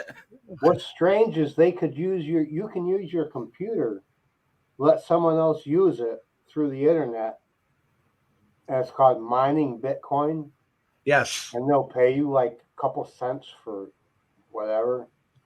I've heard that. You got to leave your computer on all the time, and then it's like doing a peer-to-peer thing. So everybody's a server. They're just using it for a temporary memory card or something. Yeah. I think that guy that Mike Train knows. Shit, old age. I can't remember his name. I know it. It'll come to you in a second. Jack Rabbit's exactly right. Judge a man based on his character. And you know something I always have? My father told me something I'm sure that you've all heard when you're a kid. He said, nobody knows you're stupid until you tell them. In other words, when you open your mouth and something stupid comes out of it, then you know it. Then you know you're done. It just makes sense. If it doesn't make sense to you that the truck that has to deliver your cigarettes is now paying $5 a gallon of diesel, okay, doesn't this have to go up to pay for the damn diesel? Absolutely. Okay, so how did Biden not fuck you by raising the price of gas $2 a gallon? And he claims he doesn't know why prices are up. It's because you shut the fucking pump off, asshole. Yep. He doesn't remember, and he should, because he was alive in 1973 when we owed everything to OPEC. The only way we could get oil and gasoline was through OPEC. So the United States, after we went through the gas lines of odd and even in New York, odd and even days of buying gas, we spent 30, 40 years building up our own national reserves and providing and becoming an oil producing nation. The United States became an oil producing nation for the first time ever. And now Biden is reversing all of that. Yep. As soon as he got into office, too. The day he got in office, he undid a shitload of Trump's bills. He stopped the wall. He stopped fracking. He stopped the Keystone Pipeline. But he didn't stop payments. He didn't stop payments. We're paying $3 million coal too, but we're paying $3 million a day not to build the wall because those people had a contract, a Defense Department contract. They get paid whether you like it or not. So they're getting paid not to build the wall. $3 million a day. Nobody's bitching about it. Why? Wow. Yeah, well, don't even start on that $500,000 for all the ones that came over when Trump was in charge. That's not going to happen. Even Biden himself said, you guys are starting those ridiculous rumors. Then the next day, his people told him, comes out and goes, yeah, this is true. All those benefits that were supposed to happen for them? The up to $480,000. Just a year ago. Just think about this for a minute. Just a year ago, we were exporting oil and gas. Yes. Oil producing nation. A year ago. I mean, that's sad. What's wrong with these people? I mean, look, I don't have any problem with solar. I don't have any problem with electric cars. I don't have a problem with any of that. I can't afford one, but Yeah. I don't have a problem with that. But it's not ready for prime time yet. It's not Okay. dependable either. No. I mean, like even FPL down here, they've got a bunch of solar farms out there, and they produce energy with them. That's cool. I don't have a problem with that. I heard the carbon footprint for making batteries is worse than if you have a gas-powered car. I actually have heard that too. So it's not because of carbon then. Oh, and I don't know what the life expectancy of these batteries are, but one of those brand new electric cars aren't cheap to begin with. No. So 60 what's grand, the right? price of just the replacement batteries? What's the price of those? I bet it's a lot. And what are you gonna do with all the ones that are bad? How do they get recycled? Right. Yeah, well, I don't know the answer to that question. Maybe the green people can explain it to us. The green I don't people know. are worried about cows farting or burping, whatever. Yes, we are still alive, Justin. It's amazing, isn't it? Dinner I boy. hope dinner was good. I could go for a beer run though. I'm just saying, look, man, all this carbon, this oil and stuff was put on this earth for a purpose. That's the price of gas since Biden got in office. Wow. Wow. This is me buying it. This is this app. What's at the far left, Jim? The starting price. Date, what date is at the far left? January 2020. There you go. Yeah, because I remember last year my tank had to be a little past a quarter tank before I could put $20 in. Right. Now I put $20 in and I get like half a tank. This is an app called Simply Auto. It just keeps track of your gas and your maintenance and all that shit. But you look at the prices and you see what Biden's done to us. It's just like a sliding scale that goes straight up. The funny thing is, Ed, I'm not getting any richer. Are you? No. No. How are we supposed to be paying for this? We're not. You got a Ford F-150. It's $200 to fill it. They want us dependent on them. The bitch I don't is know, man. my little four-cylinder. My little four-cylinder Chevy takes premium gasoline. Oh, really? Yeah. So what's that running where you're at? I could tell you right now. Let's see.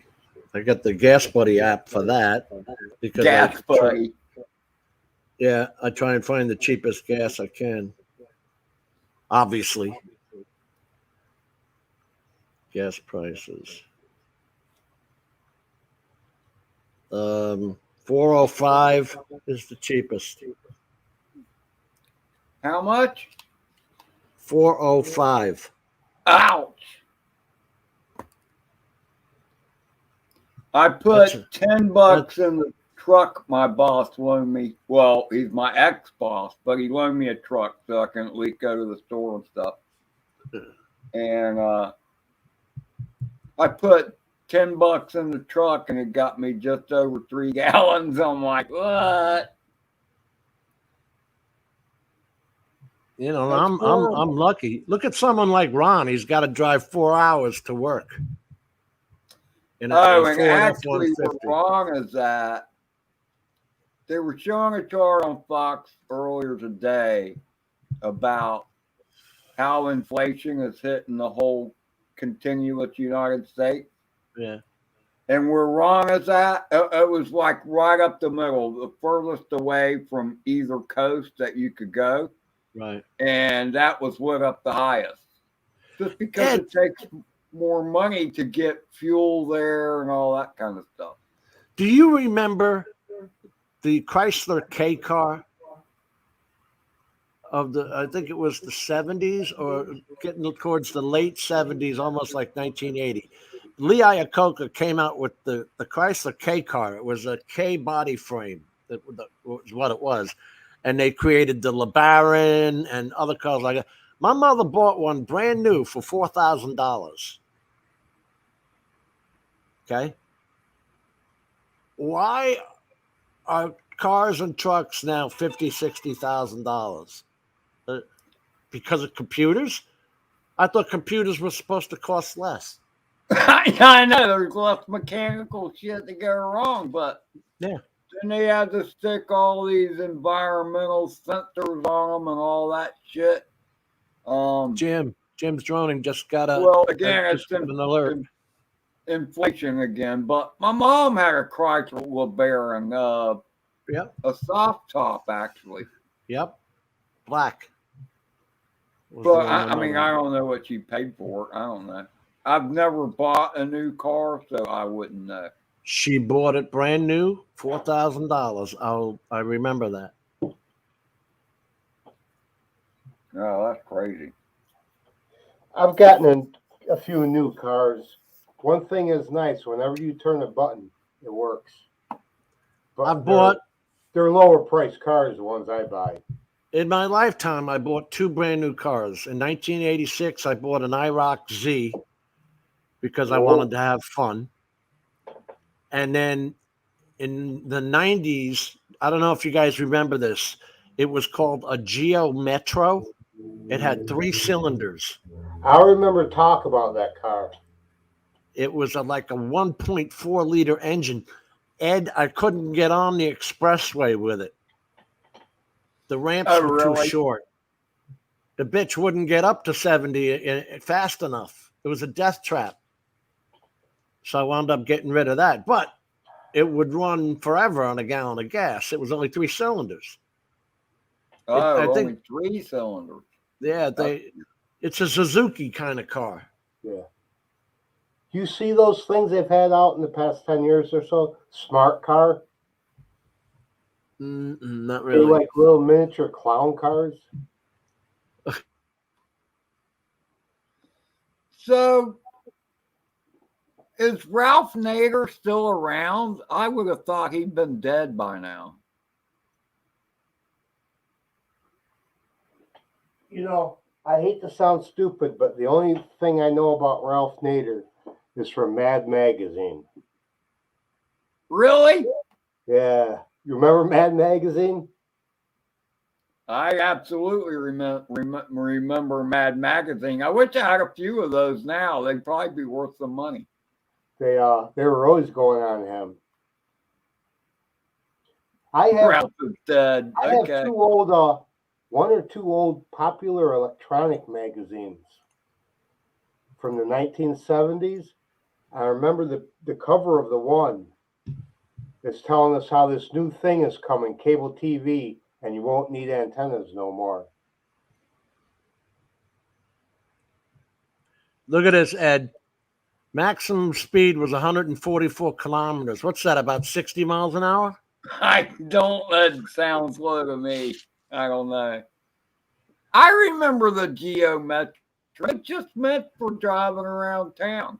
You actually bought one of those things? I bought one and had to get rid of it because it almost killed me. I had a hatchback. It was blue. So, I mean, when you think about it, okay, look. And I remember you making a reference to New York speed limit being 55 miles an hour. Is it still that? Yeah, because the Long Island Expressway is the world's largest parking lot. Yeah, but not the whole like the thruway 65. We have a bunch of 65s up here. Well, that's upstate. That's beautiful country. Thanks, Jim. It is. We used to take my father used to take us up there. Once you go over the GW Bridge, you hit the beautiful part of New York. Oh, I'm up past Albany. Yeah, but my father used to take us up there on the New York Thruway just to see the fall leaves change and all that. You don't see that shit on Long Island. Brooklyn, Queens, Nassau, and Suffolk are all on Long Island, and you're jammed in like sardines. And we call you guys flatlanders. I can't stand it. When you look out, you don't see mountains. Flatlanders. No, you don't see a damn thing. The highest land. point on Long Island is called Bald Hill, and they put up a little diamond type flag there. Monument. It's, I don't know. No, it's nice up here. I came down here in like 1990 to escape that because my father was working down here, so I'd come visit him in the 80s, late 80s. And Jesus Christ, you could buy a house for $60,000 brand new. Wow. Now that same house is $250,000 next Yeah. door to me. I don't No, understand it. housing prices are crazy here in Florida. They are. There's no way you can tell me that the price of building the concrete block went up several hundred times, because that's all they do is they make concrete block, put in plastic piping, sheetrock and wood on the roof. That's it. The house is only as valuable as what somebody's going to pay for it. Right. Depends on what the market is. Right. The Right bitch now, is renting. Renting is like wasting your money. some people say that, but a lot of rich people say no. I don't know. Well, I was always confused because I would think the other way. Well, with inflation the way it's going right now, to pay $300,000 for a house, it's laughable. The same house was $60,000 20 years ago. Nothing Oh yeah, went I up wouldn't that buy much. one right now if I was in the market. I'd rent for like 1 year because it's supposed to crash. This has got to crash. Got to. Yeah. Especially if they sign these bills in. When it Forget crashed in 2008, everything stopped building here. Everything. That's You're when you could already- buy a house. They're already telling us to plan on paying a lot more for heating oil. Oh, yeah. I know you guys don't need that, but up here, that's a big thing. We had a 250-gallon heating oil tank in our New York, Long Island home down in the basement. And you know what? 6 kids, we didn't always have the money to fill it. Oh, I hear you.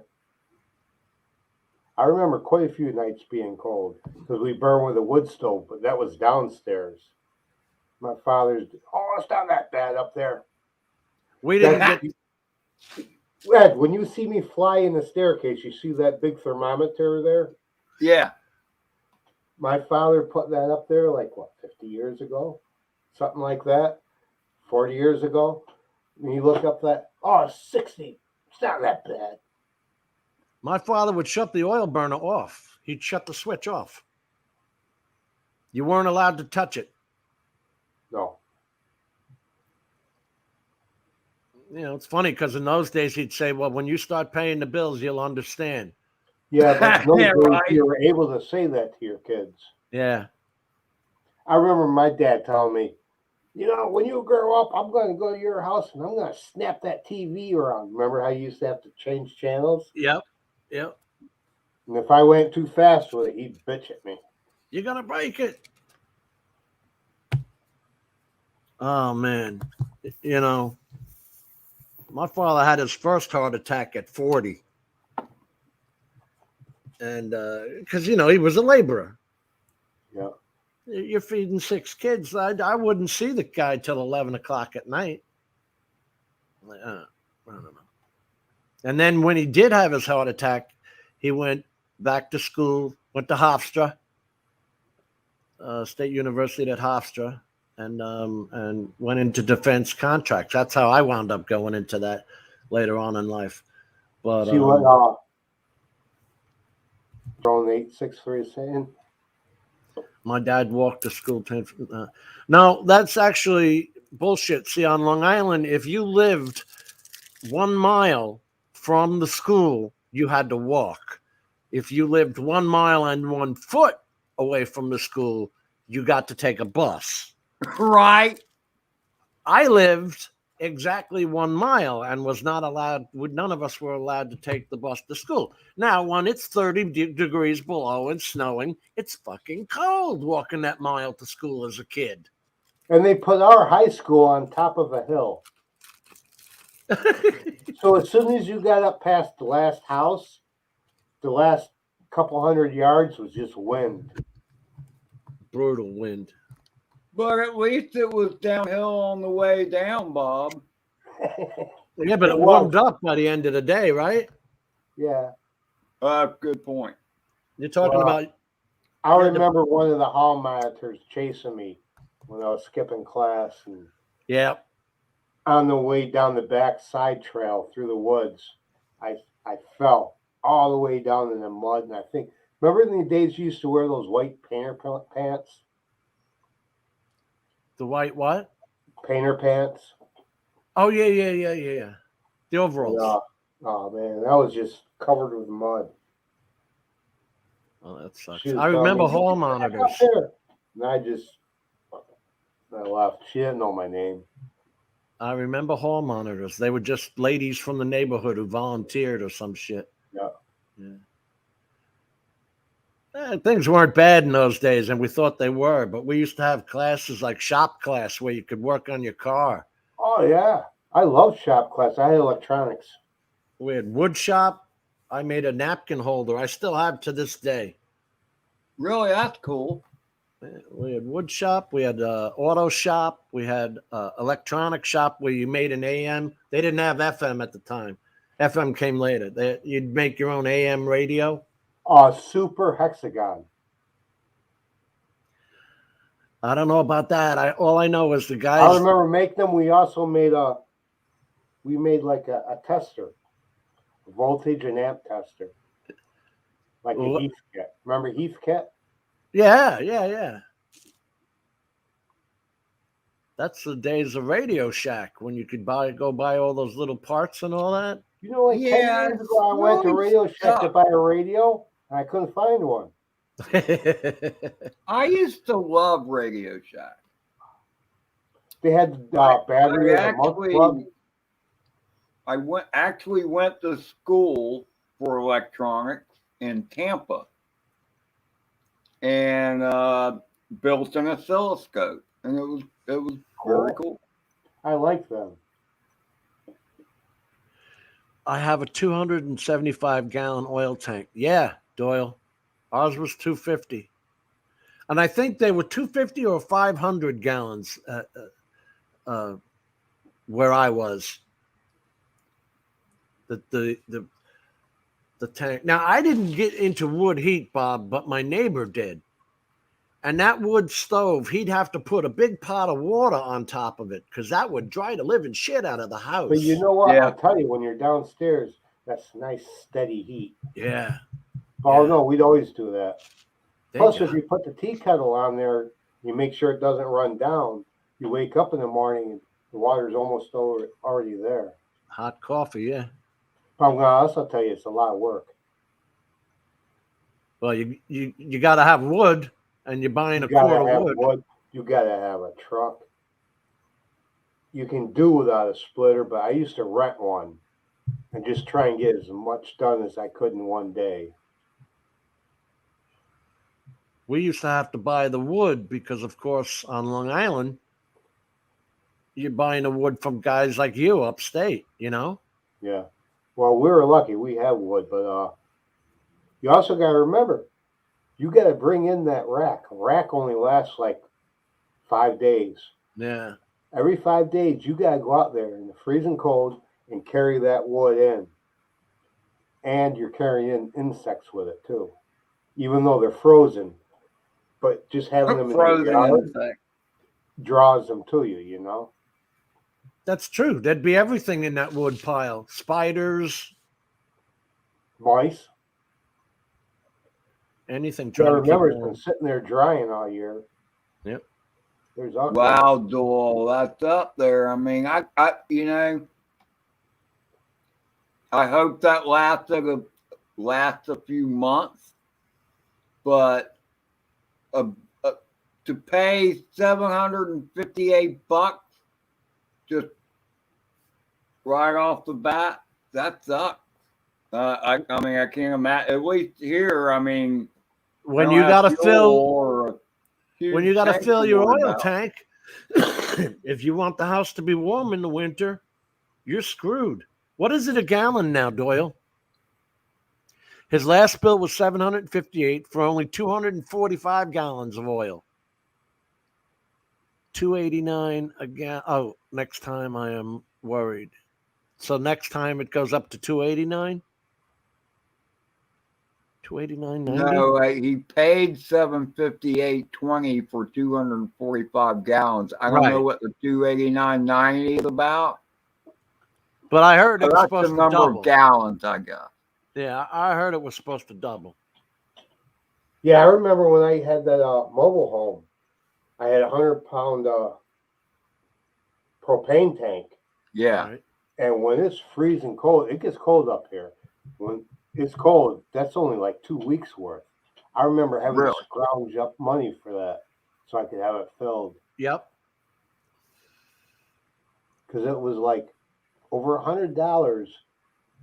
But at the time, I mean, this was back in the early 90s. I only made like, brought home like 200 a week, something like that.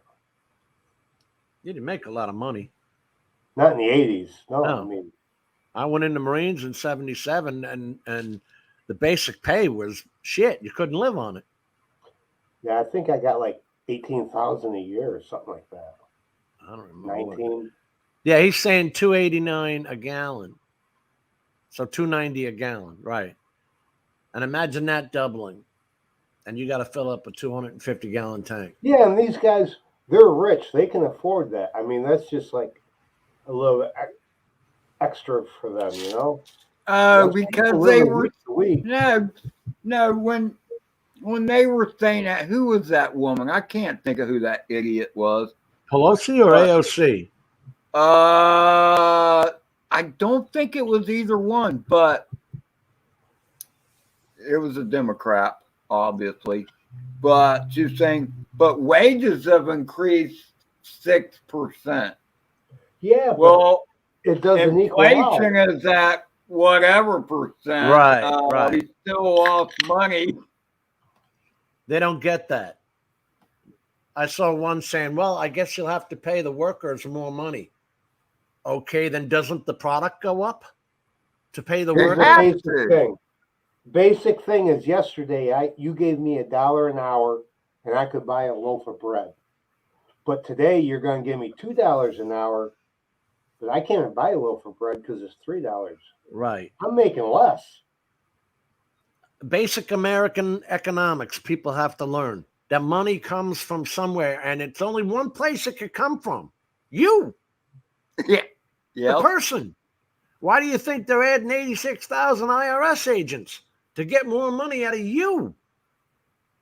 Not the rich guys, us little guys. And you know what's worse, Jim, is that we are the ones that got to pay the damn IRS agents to take money from us. Right, right. But you voted Biden in.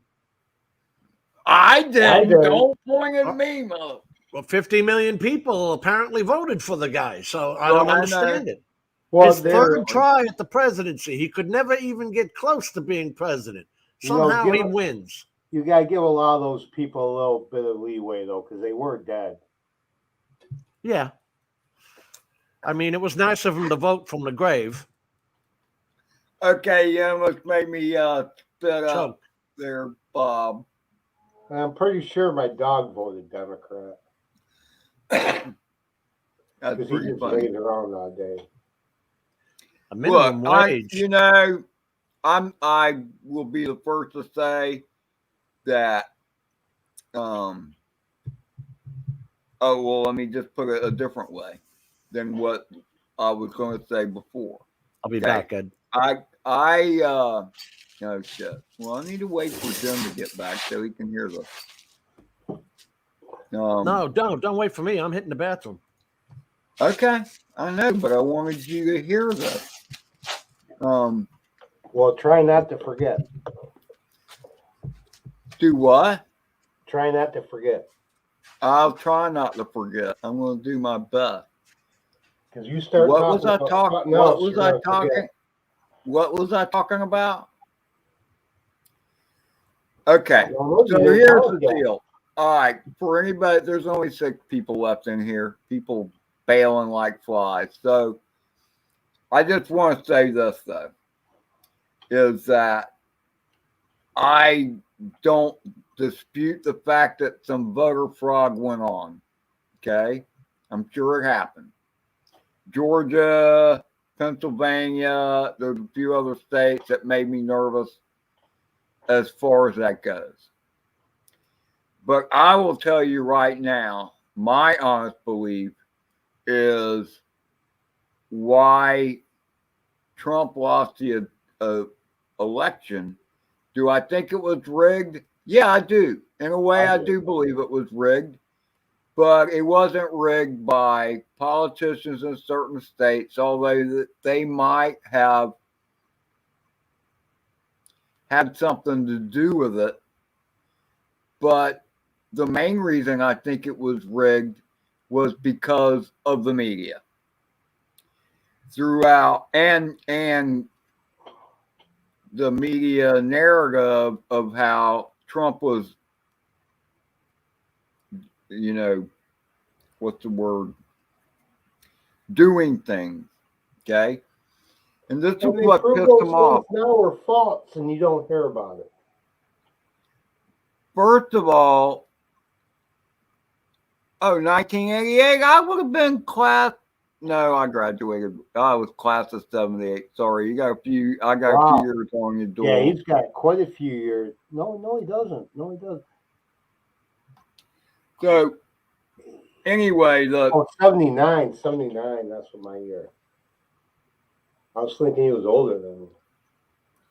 My thing is that it was the media that killed Trump. It was the media. Now he killed himself to some extent. I mean, look, I'll be the first to say, Trump could be obnoxious. Donald J. Trump embarrassed me at times, but I still think he was a great ass president. He's a New Yorker. What you know, he wasn't into playing politics. He just said what was on his mind, and I like that. For good or for bad, when he embarrassed me and stuff like that, I'm like, cool, but I'm still happy to support you because you were way better than anybody else out there. Because he wasn't a politician. He was just a New York businessman, and he wanted to run the country like a business. And you know what? He didn't take a paycheck for it either. No, he didn't, actually. Although he hits me up for money all the time. I need to hit him up for some money, but, you know, hey, DJ, can't you throw me some bucks? You know what? Whatever. But I don't know. I just I was completely dismayed, you know, last 2020 when Biden managed to get the win. And what drove me crazy, I mean, it was almost like, do y'all remember Florida? When was it? It was Bush and... I wasn't much into politics then, but I remember it. It was Bush and Al Gore, wasn't it? Al Gore, thank you. And the hanging chads.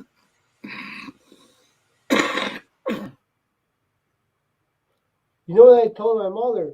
I go, how come in the olden days, for all these years, you had elections without any fraud or trouble, and nowadays we have all kinds of problems, and we have technology. Maybe they should go back to the old way of voting.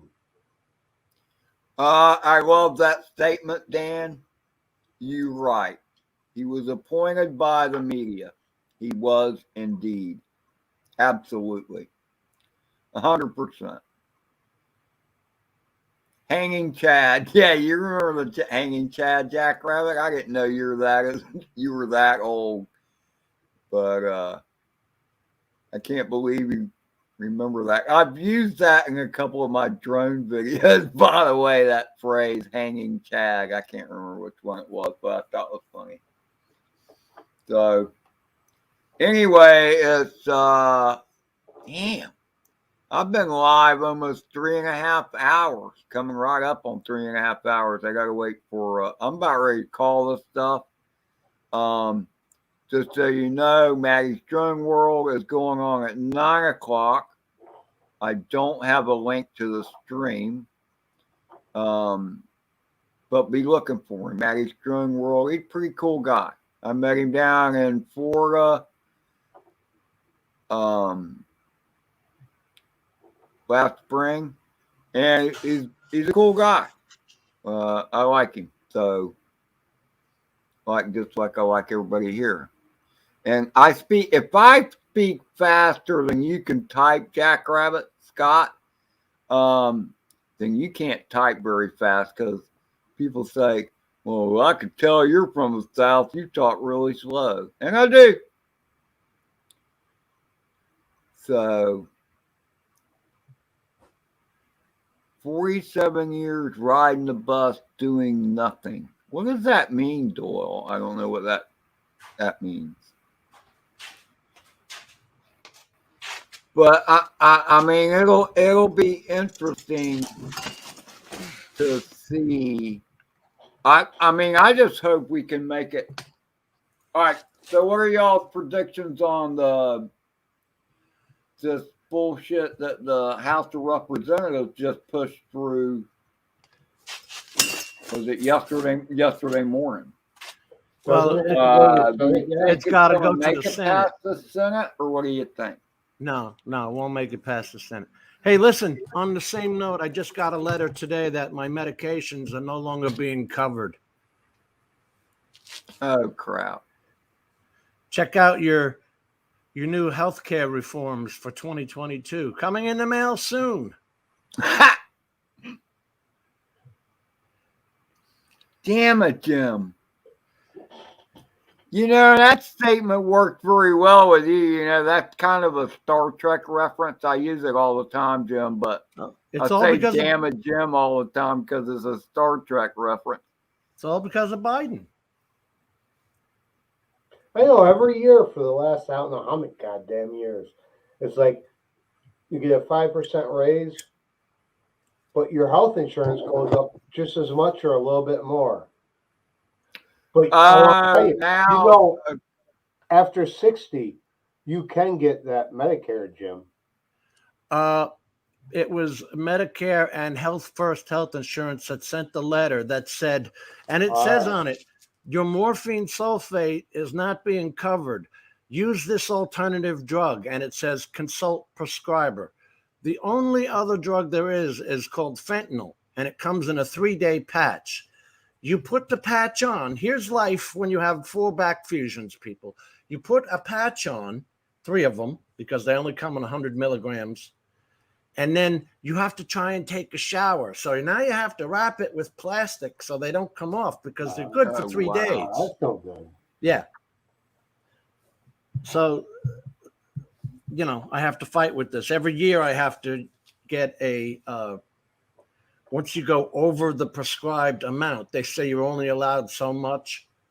So then you have to get what's called an exception. So every year I get an exception. So now it looks like I'll have to get an exception every month, which puts more hatred on my doctor. Remember the good old days when we first got jobs, man? Healthcare was a benefit and it was free. What about when your job did it to you? And it was like Blue Cross, too. Yeah. This is what drives me crazy, Jim, because I have a friend that lives not far from here. And she has a few ruptured discs, or I'm not sure exactly what the condition of her back is, but I mean, she's got back issues big time. And she has to jump through hoops to get her pain meds. Everyone thinks you're a drug addict. Number one, you're a drug addict. Yeah. It doesn't matter that I've got 4 discs bolted up like railroad tracks. That don't matter. I'm a drug addict. I mean, and that's the thing. She's been to these places. She's just trying to get her meds. and so that she can function, do her job.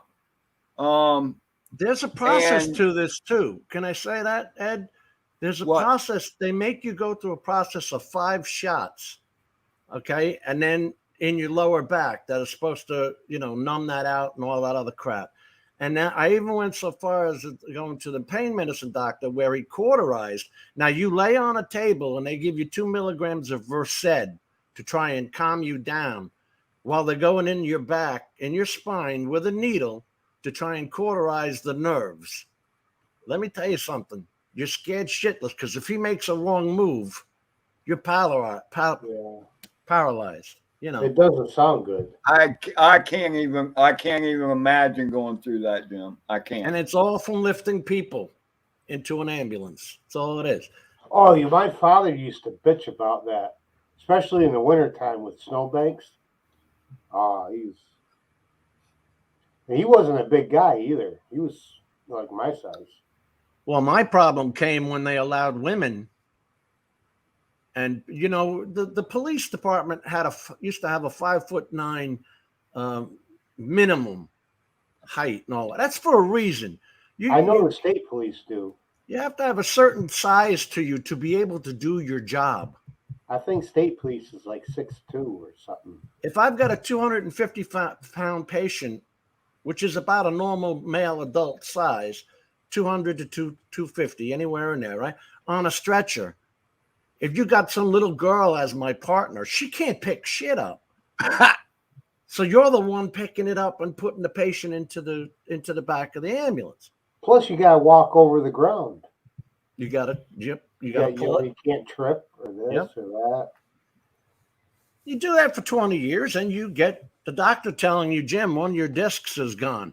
Doc, I got child support to pay. I got a mortgage to pay. I got gas to put in there. I got car payments. I can't stop working. Sorry. Well, when he went in, he was only going to do 1 or 2 discs. I got 4 discs fused. And they want to do the 5th one now because after you get a disc fused, the one above it and the one below it eventually weakens. Well, because they're bearing more pressure. Right. Well, they'll see now you've got common sense.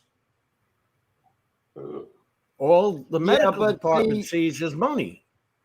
See, here's the thing you got to realize, Jim. And I know you already realize this, but I love this saying, and it's so true.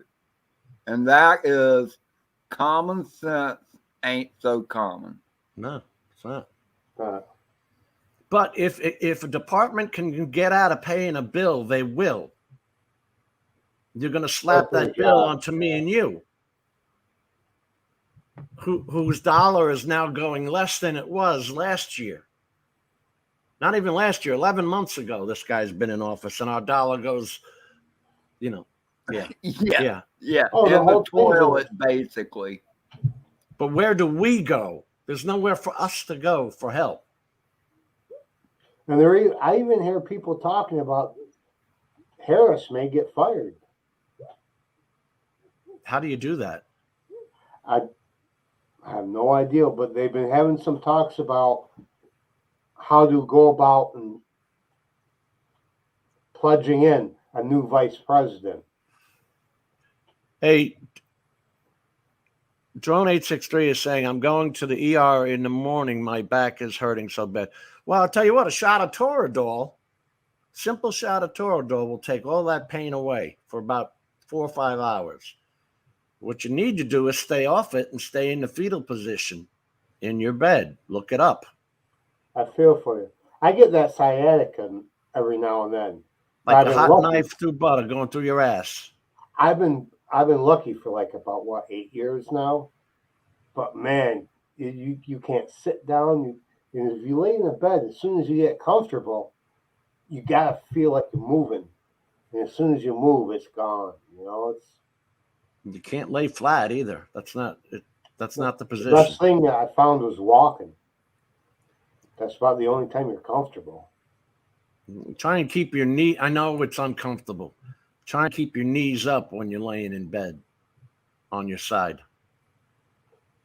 No, that's good for sciatica because Yeah. that stretches out your muscle. Right. Actually, sciatica's it's either a ruptured disc or it's an extra tight muscle underneath your gluteus. It starts from the S1, yeah, the coccyx area. That's where Yeah. that, and it's shooting down into Something that about it. nerve. Yeah. The And the sciatic nerve nerve. goes from your neck all the way down to your right foot. I've never had that because thank God, I've never had neck problem. Mine feels like a hot knife jabbed me in the ass, and it shoots down the leg, the left leg.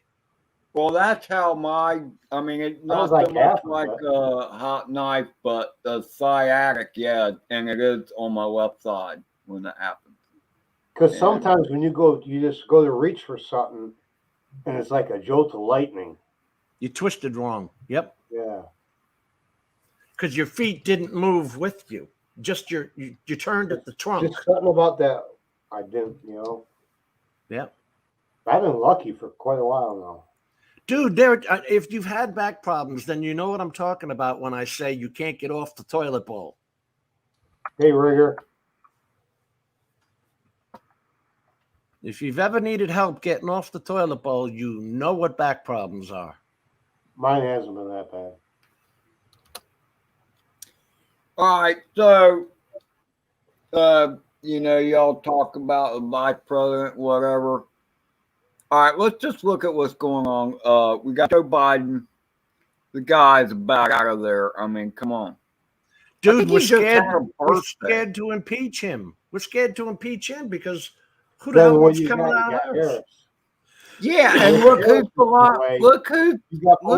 next. Look who's next in succession after Kamala Harris. That's what Bob's saying. Pelosi. Yeah. Yeah. God, that's what she wants. She would love that. God. Pelosi would love that. You think? Oh my God, that's her ultimate wet dream. Actually, right now she has more power than the president. Yeah. She gets whatever. I don't know. Every time I see her on the screen, I'm like, is this woman still alive? I wonder if she sleeps in a formaldehyde bath. What do you think? I think she sleeps in a coffin. That could be too. Hey, Brad, how are you? Brad Alston, River City, RVA. That's a long name. She was born in 1940. Who, Brad? 90 then. Nancy Pelosi. Gotta be 90. She looks it. Yes, he does. I think she's 89. No, but 80. Joe Biden, I'm thinking about.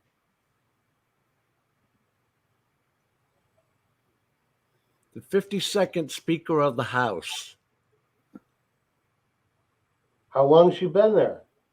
Having made history in 2007 when she was elected the first woman to serve as Speaker of the House. So she's now been there 13, 14 years. She's in her third term as Speaker. Oh, I don't care. The woman's just insane. Did you hear her speech on how to make a lie? You state the lie, the news states the lie, and then you back up what the news is saying, and you say, see, it was in the news. Yeah, right. She honestly said that. That came out of her mouth on YouTube. It's on YouTube. That's what they do, though. But it's like double standards. The right can't do nothing. No. Well, we don't stand up. People like you and me and the rest of our Republicans, they don't stand up and start screaming like the Democrats do. So, we don't riot. Right. That's the problem. Good people don't riot. Let's have a good riot. Well, how do you do that? Time they tried, it was January 6th, and how they still crying about it. Let's have a 1,000,000-man march for justice. You can't though, because we are. I'm not agreeing with January 6th. I think it was the wrong thing to do, but why didn't the police stop it then? They act like it equates to all that was going on in Portland and cities like that were no one set a fire in the Capitol. No. And what is the Capitol called? It is called the People's House. It is the people's house. So technically, those people had a right to be there. Plus, I can add something, Ed. All the Democrats are saying, oh, we were scared for our lives and this and that. Do you remember like 4 years before that when someone was shooting the Republicans in the baseball softfield game? Yes. Remember that? But No, Bob Casey, I'm saying it was wrong. I agree it was wrong. People got overzealous. I guess I can kind of see how people got caught up in the moment. But the way it is portrayed compared to, like Portland and all that stuff, and burnings going down, police stations burned down, courthouses being invaded and whatever. it wasn't I don't know. I just people need to look at both sides of that. So again, I'd say January 6th was wrong. I've always said that. Look, but why did the police allow it to happen? I've got video of the police standing off, and there's a guy begging them to do something while they just stood there in their riot gear. Why? And trust me, there are conspiracy theories about the FBI and stuff almost encouraging it. Oh yeah, this way, that way. Like ridiculous. People have to stop being so gullible. And you've always got people in any crowd that want to stir shit up. And like Dan Drumpool just mentioned, Antifa agitators in Trump attire had a lot to do with January 6th, and I don't dispute that at all. Yeah, and that's just what I was saying. I agree with Jackrabbit too. They were set up, and it was almost like they were funneled in. It was a perfect setup. No, Antifa is not a Trump supporter, Doyle, but they wanted to do anything they could to make him look bad. Right. So, anyway, okay. I've been on for almost 4 hours. Wow. It goes by quick, doesn't it? It does. I can't believe how quick. Quick it's gone. So, Maddie's drum roll is going on at 9. I don't know what else is going on, but he announced it in the chat. You're going on at 9 tonight? Huh? You're going on at 9 tonight? Yeah. All right. I didn't know that. And so this started out, I didn't expect it to be more than an hour long. I was itching at the I was really itching to get this crap out about the Rittenhouse trial. I wanted to say something about that. And I'm not really technically a political channel, but I like to speak my mind, and I'm not ashamed to speak my mind. And if I get thumbs down or thumbs up, I like thumbs up, but when I mention Trump or self-defense, there are some people that will give you a thumbs down just for that because they don't believe it. And let's just test them. Okay, take those people and point a gun at them and see how they're going to feel. Yeah, well, again, that's all I got to say. You think if he should have been guilty, then let me point a gun at you and see how you feel about it. Yep. Sometimes you got to take a beating. No, and that's the thing. Look, anybody should know what it feels like, even if they don't point a gun at you. if there's somebody with a brick or a skateboard, whatever, that's going to beat you over the head with it. If I have the means, I'm going to drop your ass right there. That's it. Sorry. When it comes down to me or you, anybody's instinct is to live. Fight or flight. You're going to fight. Self-preservation. Yep. So that's it in a nutshell, Bob. So, brother, hey, Jim, Bob, thanks for coming in. Thank you, Justin, at Drones 863. Let me run my mouth. It was a pleasure to be with all of y'all. So take it easy, y'all. And hey, Bob, I'm going to hit the button. Hitting the button, Harry.